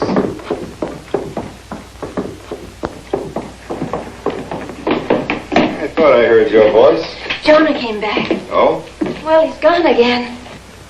I tried to keep him talking till you came down. Did you ask him why he disabled the car? I was afraid to. He acts so queer. He's been living here alone too long. I'm sorry there's no coffee. None of the stoves in here work. Oh, this is fine. Philip, Yes? did you bring that gun with you? Yes, in my suitcase. Why? I don't know. That dog frightens me. So does Jonah. I'll just feel better knowing you have it.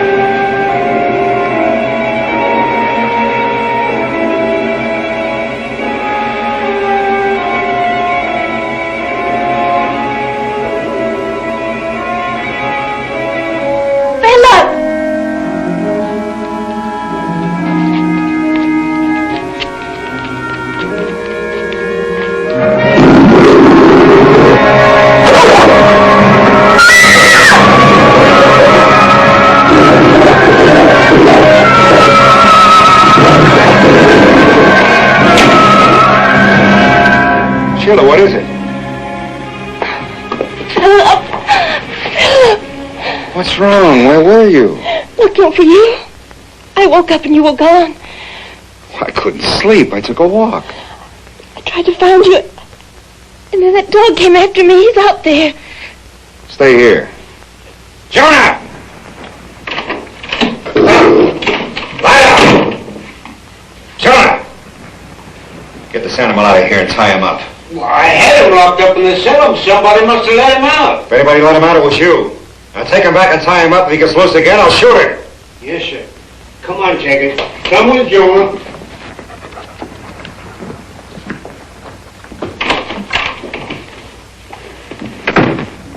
Everything's all right now. Don't worry. Whatever made you go prowling around in the dark? There was someone looking in that window. A hideous, inhuman face. You weren't here. I was so frightened. It had to be Jonah. There's no one else around here for miles. For some reason, he's trying to scare us away from here. Why? He disabled our car to keep us here. I don't know. I'm going to find out right now. Philip. Don't worry. Just lock the door. You'll be safe here. I'll be back in 5 minutes. All right, but take your gun. I can handle it.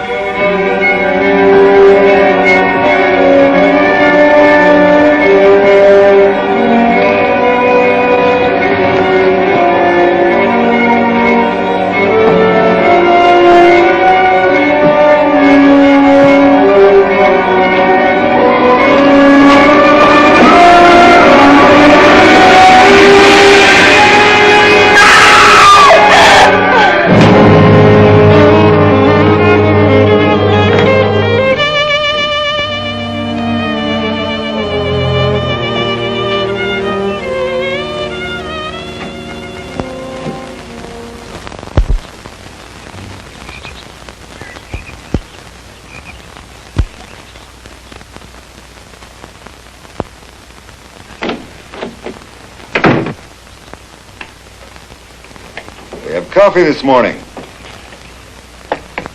Here we go. Drink this, huh? Slept badly? Dream again, huh? I wasn't dreaming. I found the door to the attic. I told you, all these old houses have attics. I recognized it the instant I saw it. It was just like in my dream. Was it? I don't remember. But you must remember. Don't you see, once you understand what it all means, you'll never have the dreams again. Is that why you brought me to this house, Philip? Darling, I brought you here for rest and to get over the dreams. But why to this house? How did you know where it was? I didn't even know. How did you find it? It's only the same house in your imagination. You're lying! Why are you doing this to me? Why? Finish your breakfast. I'll be downstairs.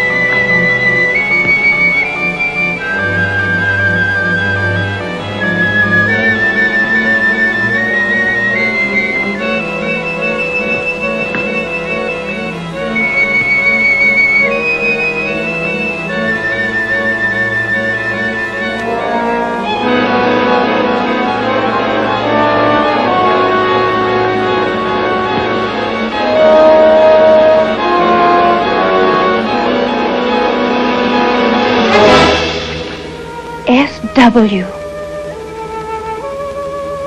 Sheila Wayne.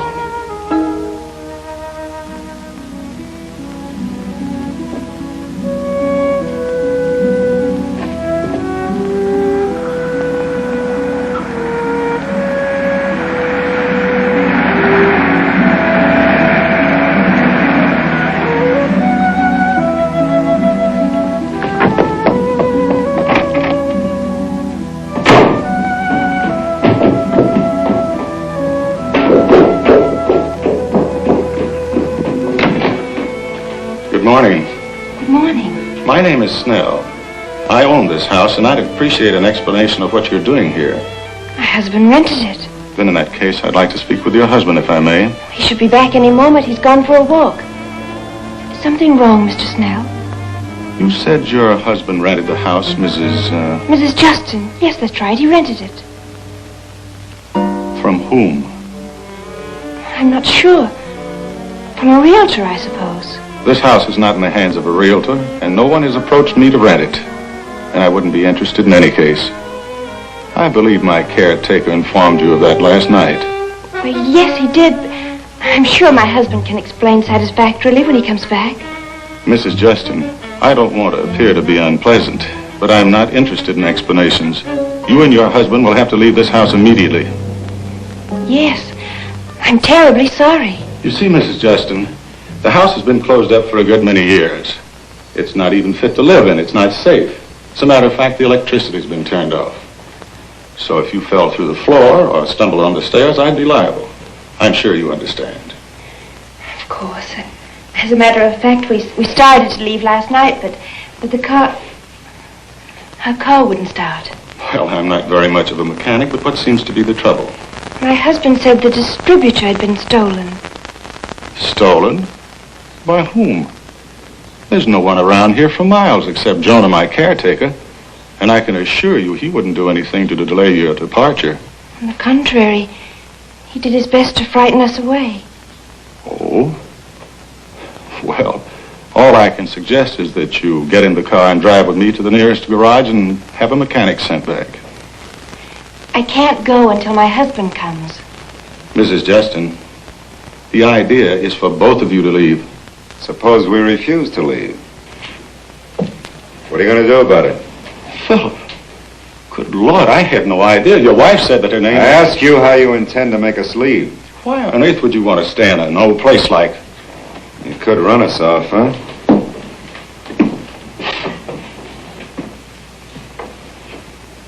With an axe.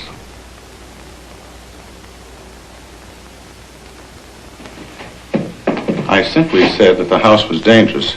Naturally, if you want to stay here under these conditions, you're perfectly welcome. Well, I'm not being a very good host. It's been many years, Philip. We've lost touch with you. Where have you been? In Europe. Oh. Switzerland. Philip and I were married recently in Lausanne. I hope I'm not interrupting our honeymoon if I stay a few days. Now that I'm here, I thought I'd look the old place over and see if there's anything that could be done with it. You don't mind, do you, Philip? It's yours, isn't it?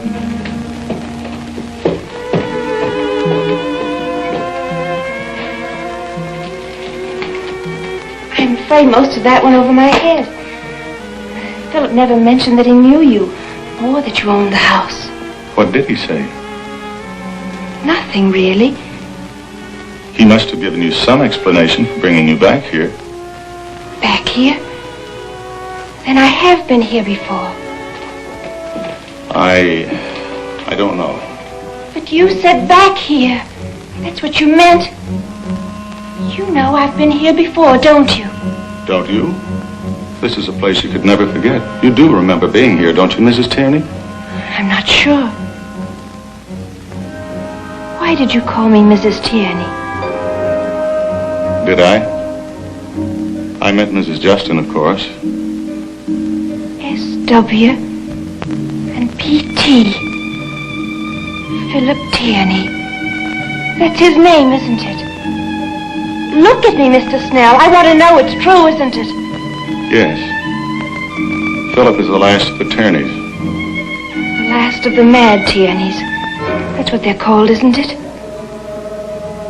And those initials on that old tree. S.W. Sheila Wayne. Those are my initials, aren't they? He carved them when I was just a little girl. Don't you remember any of it? It's all so vague. It all comes back to me in little bits and pieces. I try to fit them together and they fade away. I was ill in the sanitarium in Switzerland for a long time. My memory always seems to start in the sanitarium. Before that, it's like a thick mist. What does it all mean? These are questions for your husband to answer, Mrs. Tierney, not me. I wish I could help you, but I can't. It would have been better if you had never left Switzerland. I should never have come to this house. Something evil here. And bad for Philip. He wasn't like this in Switzerland. What is there about this house that makes him like he is? Possibly only Philip knows. I urge you for your own safety to leave this house at once. Take my car if you like, but get away from here. Now.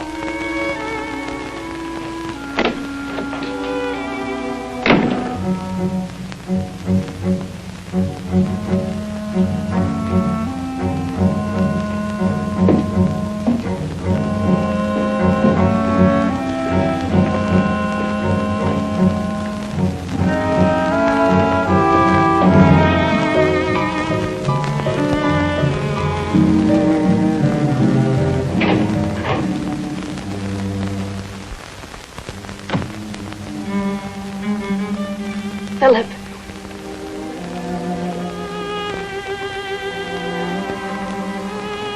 Tell me the truth, Philip. Why did you bring me to this house? For your own good.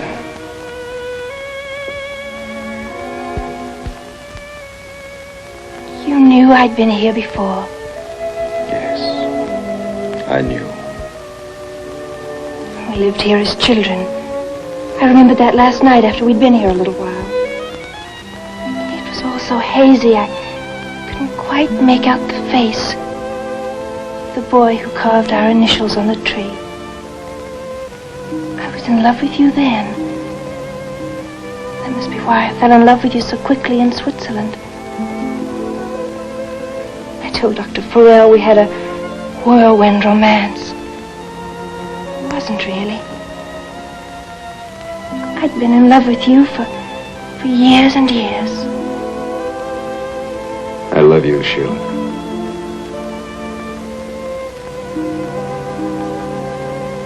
Do you? I love you very, very much. Then why did you bring me to this place? To this horrible, evil house? So you would get over the nightmares. They were destroying you, Sheila. In no time, they'd have you back in the sanitarium. Sanitarium? I was sent there because of my lungs. Wasn't I, Philip? No, darling. You're trying to tell me that I was sent away to Switzerland because I was insane? Sheila, you'd had a nervous breakdown. Nervous breakdown? I was 7 years old. A child of 7 doesn't have a nervous breakdown. I was insane, wasn't I? Sheila, there's nothing wrong with you now except those nightmares. I brought you here to regain your health. There's only one way to cure you. No, Philip. You must go up in that attic. I can't. There's something waiting for me up there. If I climb those stairs, I'll die. I know that. Darling, it's all in your imagination. I'll be with you every step of the way. Please, you must do this. Don't ask me to do that, Philip. I can't. I won't.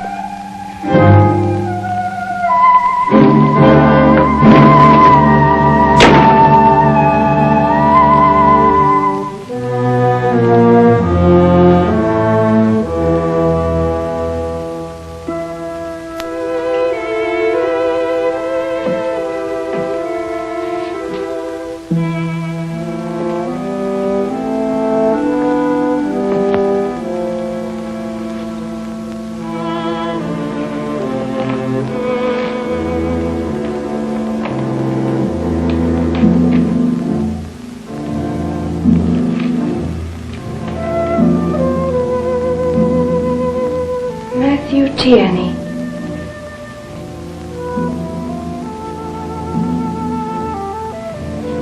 Died November 4th, 1939.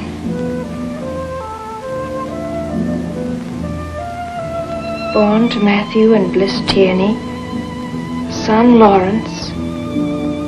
Died November 4th, 1939. Born a daughter, Lydia. January 18th, 1920.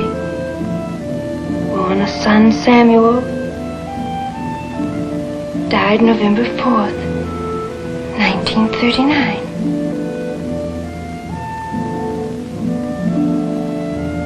Born to Samuel and Ann Tierney, son, Philip.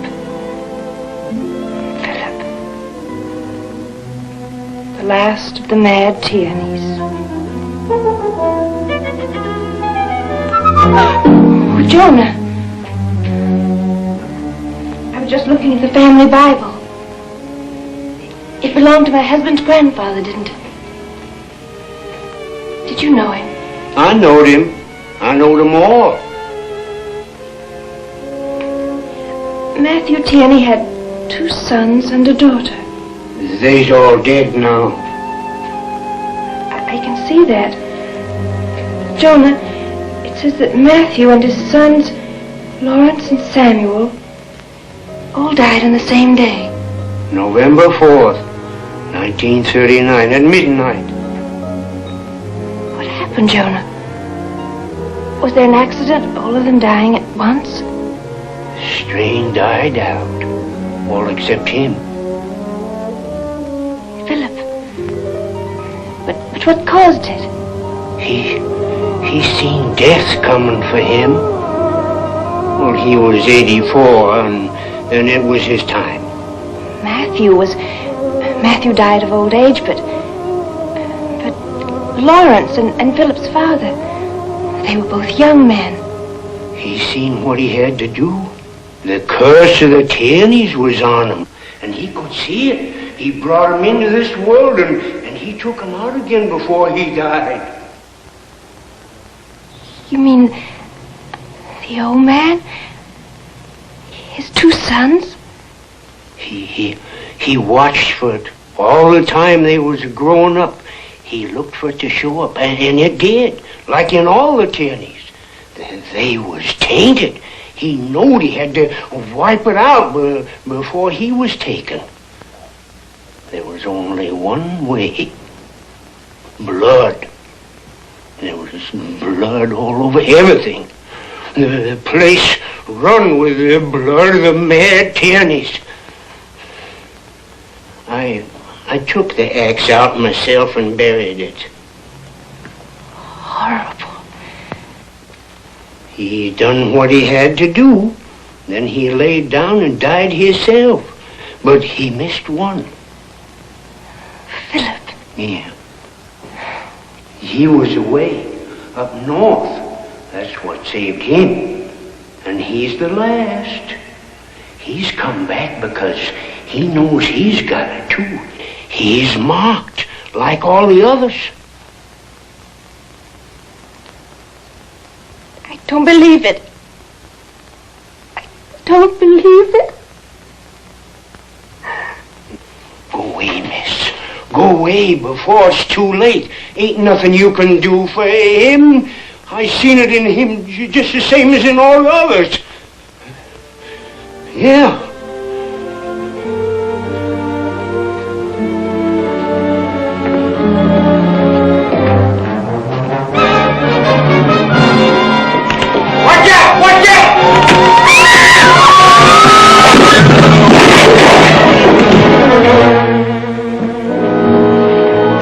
Are you all right, Doc?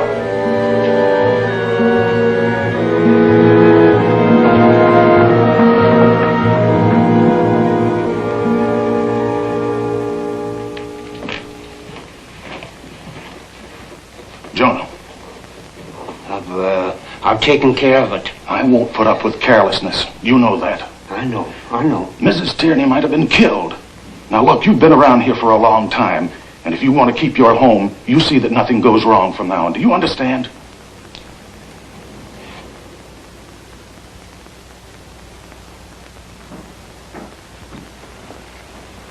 Philip. Philip. Get away from me. You're going to listen to me for once.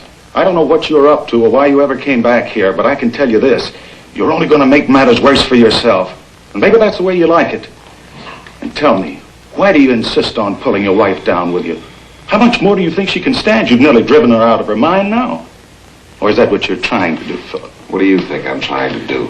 Take her away from here at once if you've got any sense left. Why are you so concerned about Sheila? Because if she stays in this house another night, she'll be a raving maniac. I'll drive her to town myself. Sheila stays here with me. Why? Because she has nightmares, Mark. Didn't she tell you that? She was going to a psychiatrist in Switzerland to find out what caused them. Doctor couldn't help her, but I can. I know exactly what to do. And when she's better, everything's going to be all right again. For her, for me, and for all the Tierneys, dead or alive.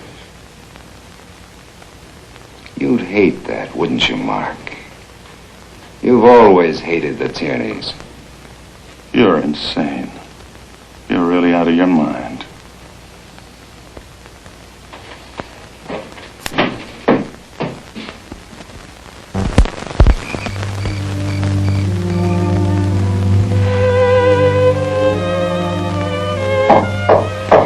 Who is it? Mark, I brought you some dinner.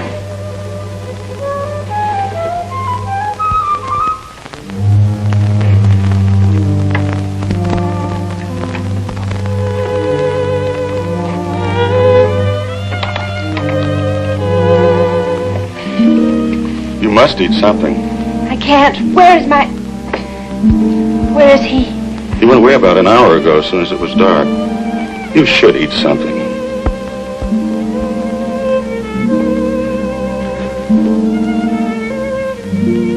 He tried to kill me.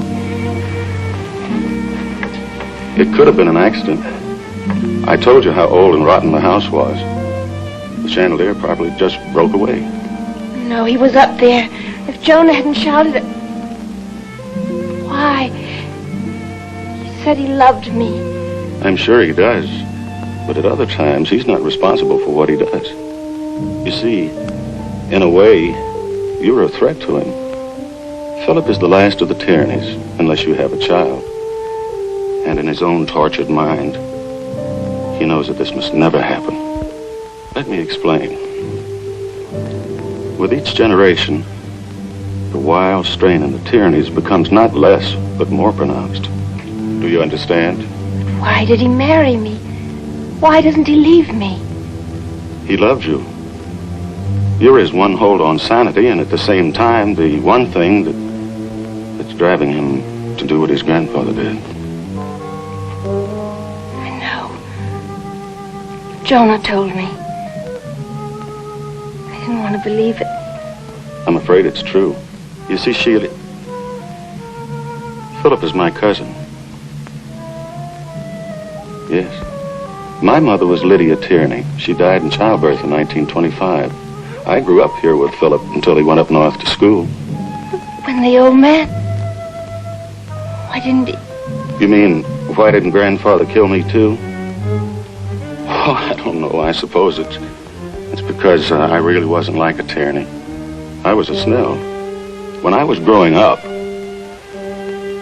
I didn't understand it at the time. Grandfather Tierney was very hard on me, almost cruel. He must have decided I had escaped the curse of his line. He knew he was mad. I think he did. It came in spells. Well, he used to lock himself away in his room for days at a time. What will become of Philip? I don't know. I'm more concerned with what will become of you. You must leave here as soon as it's daylight. I'd take you away tonight, but my car's been disabled too. Couldn't we walk? No.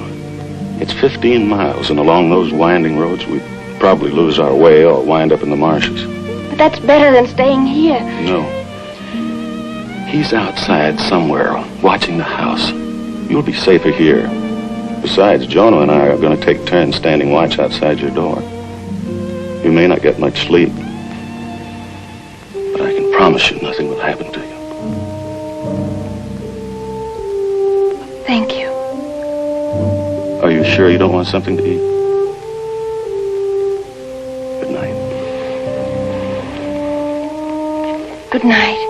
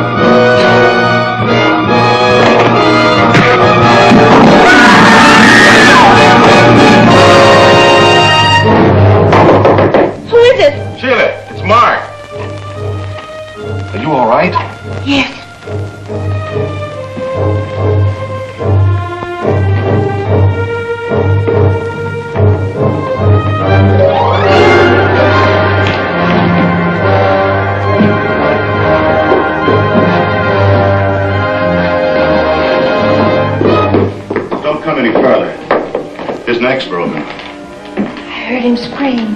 Yes, he fell over the railing up there. He must have been dead before he hit the bottom. Poor Jonah. You said the house was dangerous. What happened? Did the railing give way? No, he didn't. What was he doing prowling around in the dark? That's his job. He's the caretaker.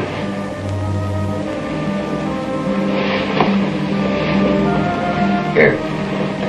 Put this on, huh? You think we ought to move him? It's your house. I hate to leave him lying there. I suppose we'll have to call the police. Why? It was an accident. Wasn't it? That's not for us to say. How are you going to get in touch with him? I understand your car broke down. I thought you might fix it. I can try. Who's going to drive? She can't. I was merely suggesting that she might like to drive into town with me. This has been an awful shock for her. I'll go.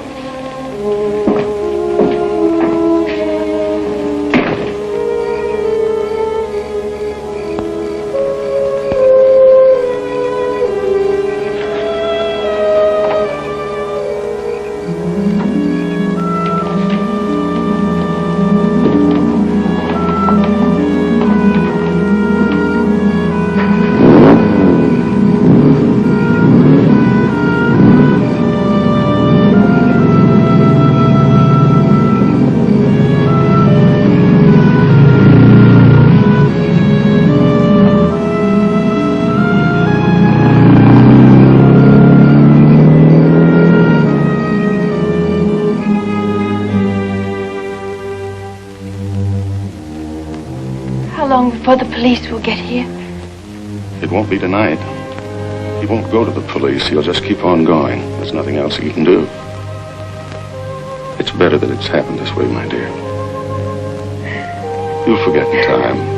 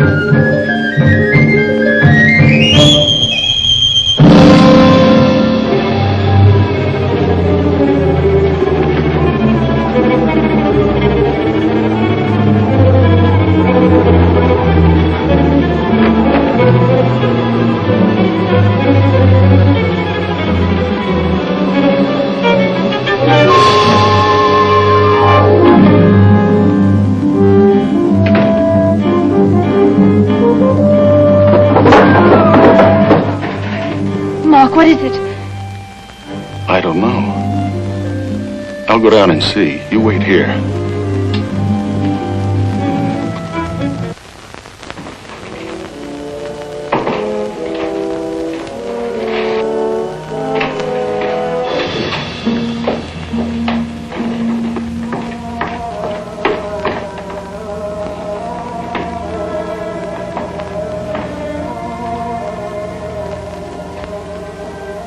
Sheila. What are you doing back here? I took a wrong turn. I must have gotten lost. Where's Jonah? I don't know. I heard a noise, came down to investigate. His body's gone. That's strange. Yes, isn't it? The dead man gets up and walks away. Maybe he wasn't dead. That's ridiculous. His neck was broken. You saw him. I didn't examine him. You did. Well, don't you think we ought to go look for the body? No. I think you should do what you started out to do. Go for the police. I'd only get lost again. I don't know the roads around here. Somebody's got to go. How about you? Well, I can't. My car's broken down. I'll fix it. Besides, I don't want to leave Sheila here alone. She won't be alone, Mark. I'll be with her. wait here a minute. I'll be right back.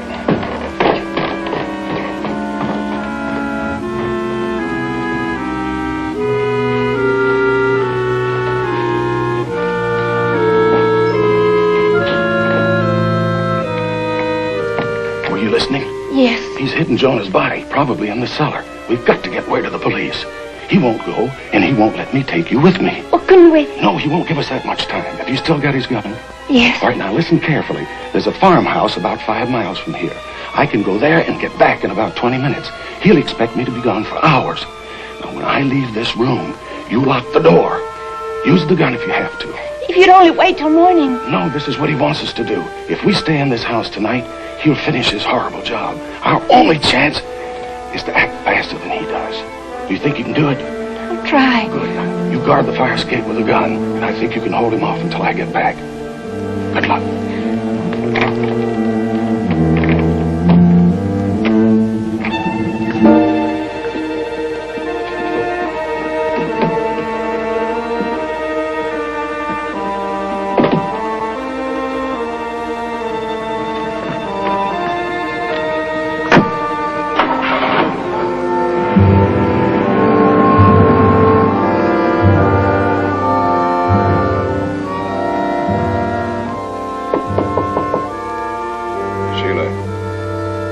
Unlock the door. I have to talk to you.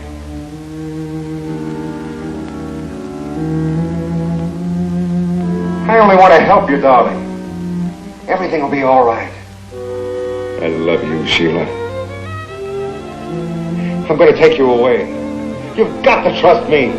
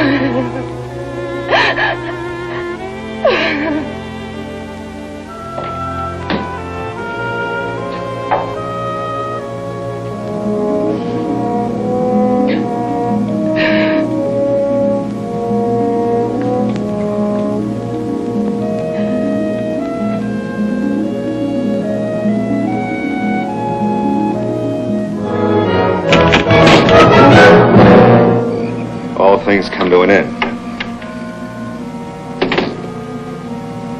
Pull the trigger, Sheila, and it'll be the end of the Tierneys. Don't make me do it, Philip.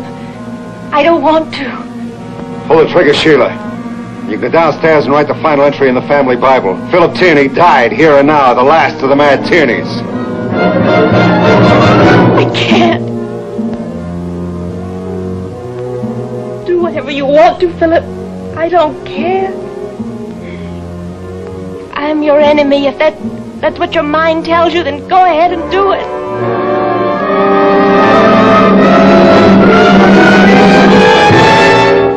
You could have killed me. Why didn't you? I don't know. Yes, I do know. Because I love you. So many years ago. Long before you carved our initials on that tree. I can't remember any further back.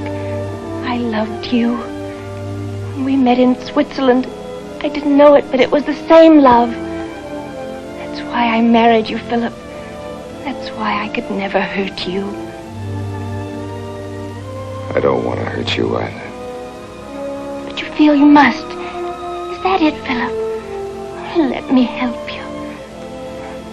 Don't look away. I want to help you. Everything's going to be all right now. Let me help you. Tell me how. Will you do anything I ask? Anything? Anything. What do you want me to do? Come with me right now. All right. Here. Take this. Please, I want you to have it.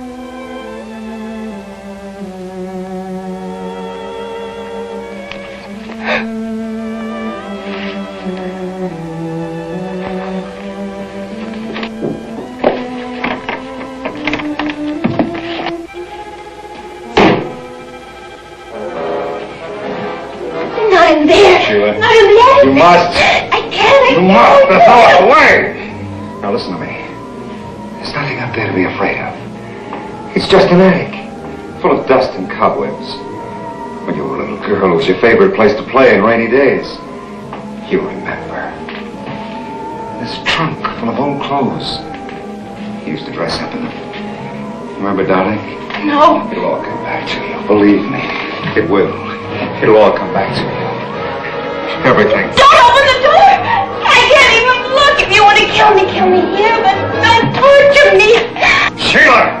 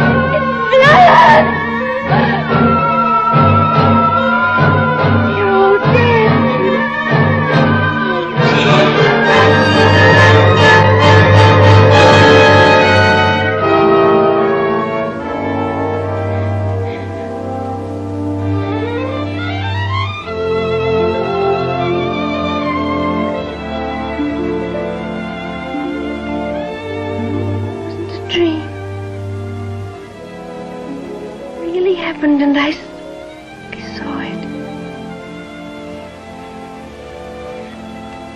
That's why you brought me back here, wasn't it, Philip? Yes, dear. I tried to run away, but I couldn't. It was buried inside my mind. I didn't remember. I couldn't remember. I would have been insane. I was insane in that sanitarium, wasn't I? You saw the kind of horror no child should see. Your mind locked it away, so you'd never see it again. You knew it was there, and you had to dig it out. I searched for years. I found you in Lausanne. But the secret was hidden in your subconscious. Only you and the person who used the axe knew what really happened up here. I had to dig it out. You caused the dreams to start. You took me to Dr. Farrell. And then when nothing else worked, you brought me here.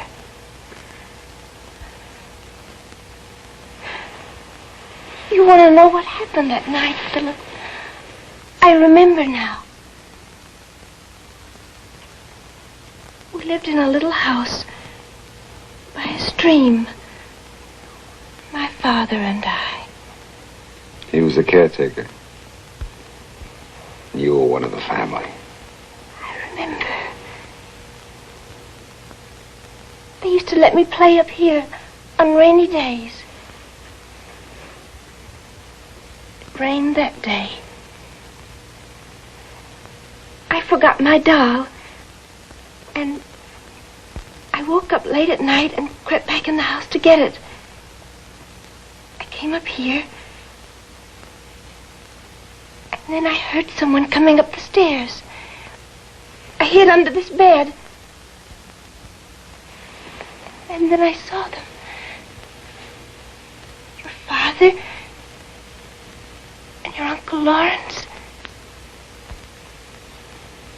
And then he killed them. Who did? Who was it? With the axe. The blood spurted clear across the room. It was all over me. It was all over me. Was it my grandfather? He must have seen who did it. Was it my grandfather? No. It was Jonah.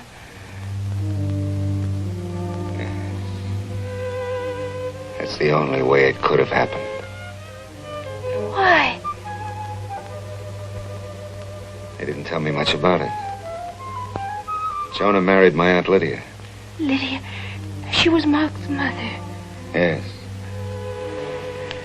Jonah was Mark's father. They tell me Lydia was a headstrong girl. Rebellious. My grandfather never had much time for anyone but his sons. Lydia, in order to get attention, threw herself at the caretaker. A stable hand named Jonah Snell. When my grandfather found out what happened, he made them get married to give the child a name. Lydia died giving birth to Mark. My grandfather brought them into the house. He raised Mark. But beyond that, he wouldn't have anything to do with him.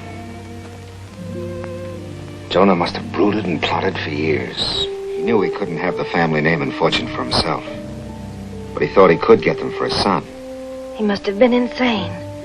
He wasn't then, he was later. He also knew that when my grandfather died, the estate would pass to Lawrence and then to Samuel, my father. After that, to the next oldest relative. Mark is 3 years older than I am. The night my grandfather died, Jonah saw his chance. I don't know how he lured them up here or why he chose this attic. But he slaughtered them. And he put the axe in a dead man's hand. And so Mark inherited everything. The plantation, the money, the estate. That's when I stopped using the name of Tierney. I swore that I'd never use that name again. Until people could stop whispering it behind closed doors.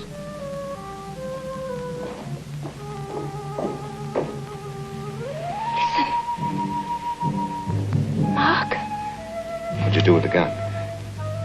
I don't know. I lost it. Get over there.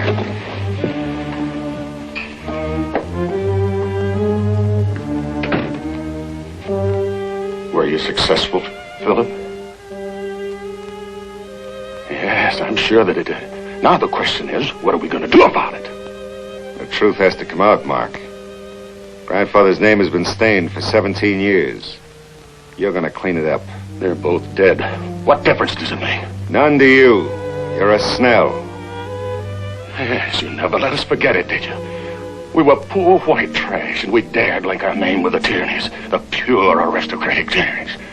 If you look under the surface, you'll find that they're as common as the rest of us. Have you forgotten Lydia? She liked to play in the stables with a hired help. She was your mother, Mark. Now look, I'm willing to believe you were too young to know what Jonah was going to do. If you renounce all claims to the estate and go away, we'll call it even. Very generous of you. Always the fine Tierney gesture. I hate pure nobility. It isn't that, Mark. It's just that I'm tired of hatred and revenge. I want only what's mine. But if you refuse, I'll fight you in every court in the land and I'll win. Yes, I knew what he was going to do when he went there that night, but I didn't try to stop it. I wanted it just like he did. Well, he got it for me, and I'm going to keep it. If you want to fight, well, let's have it now.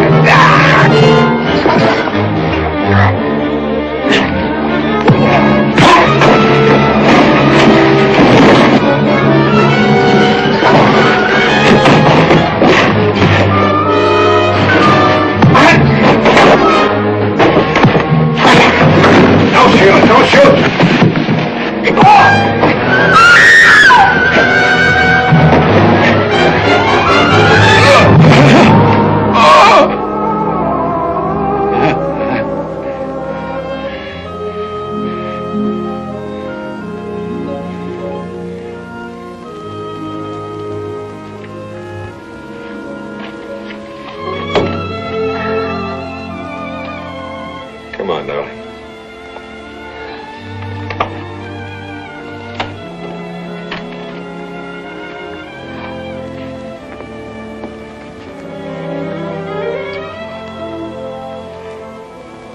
Philip, where are we going? Anywhere. I'll take a little time to clean things up here. We can go to Lausanne if you wanted to. They sent me there, didn't they? Yes. Even that madman Jonah couldn't bring himself to murder a child. He knew that your mind had blocked out what it had seen. So he set up a trust fund for you, set you away, forgot about you. Philip, why did Mark throw Jonah over the railing? Well, the old man must have brooded a long time over what he'd done. He wanted to stop any more killings, I'm sure. He even warned you about the chandelier. Mark was afraid he was going to confess, so he killed him. Come on, honey. We left the old house, silent and foreboding, a place of horror and death. It was truly haunted. No one would ever live there again. It was a house of madness.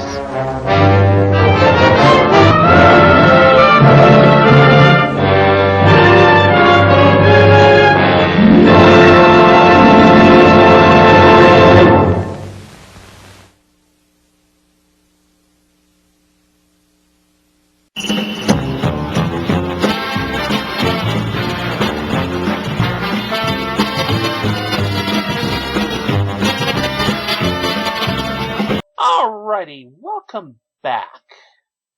I made a little mistake in the introduction. It wasn't the psychochromia technique. It was called the psychorama, also known as the precon technique, subliminal images on film. The thing is that the psychorama technique didn't even work. You know, you could see the so-called subliminal images, they would flash, and you could see them in the film.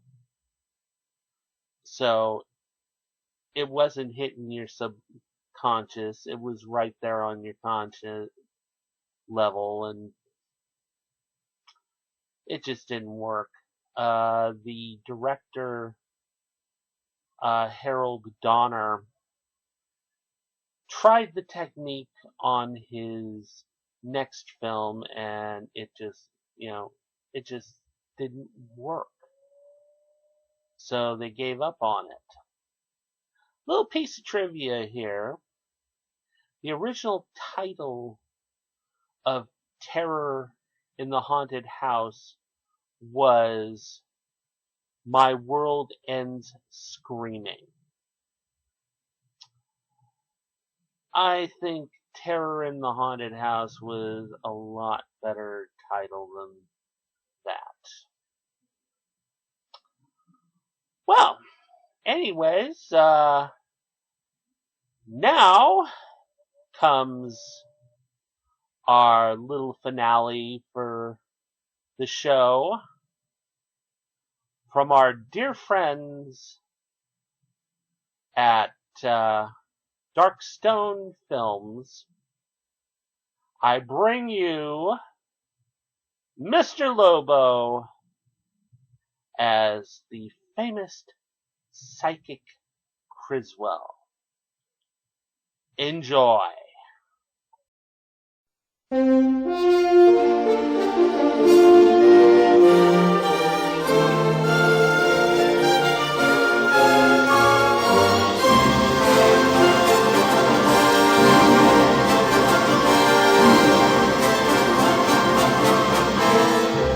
Greetings, my friend. I am the all-powerful Criswell. For years I've foretold the almost unbelievable, related the unreal, and proven it to be more than a fact. We're all interested in the future because that is where you and I are going to spend the rest of our lives, whether we want to or not. So let us remember the past, honor the present, and be amused by the future.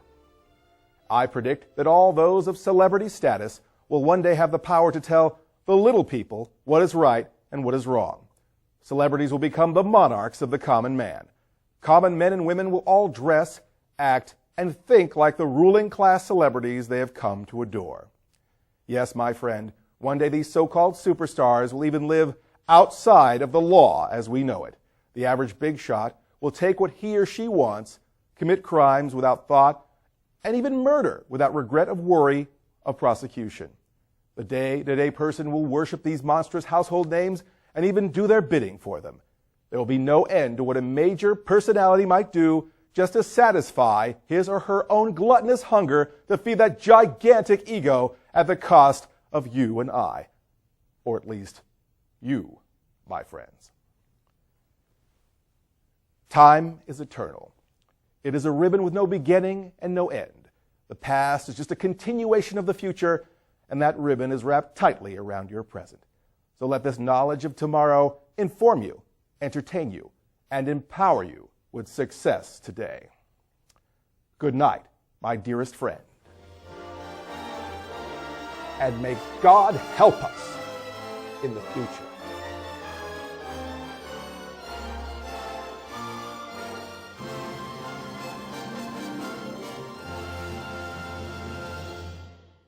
Alrighty, well, I absolutely love Criswell, and I want to thank my dear friend Mr. Johnny Johnson at Darkstone Films for allowing me to use these shorts for Bloodbath Theater.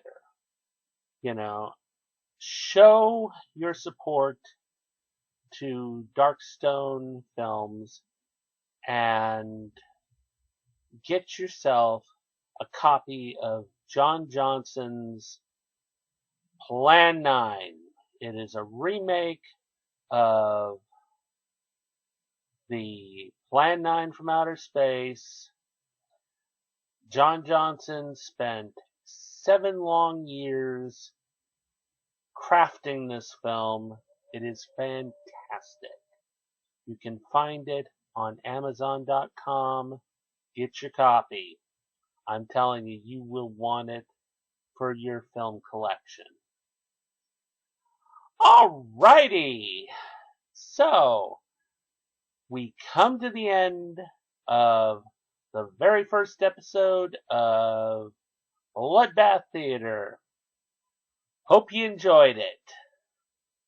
So, keep America strong, watch horror films, and be back for episode 2.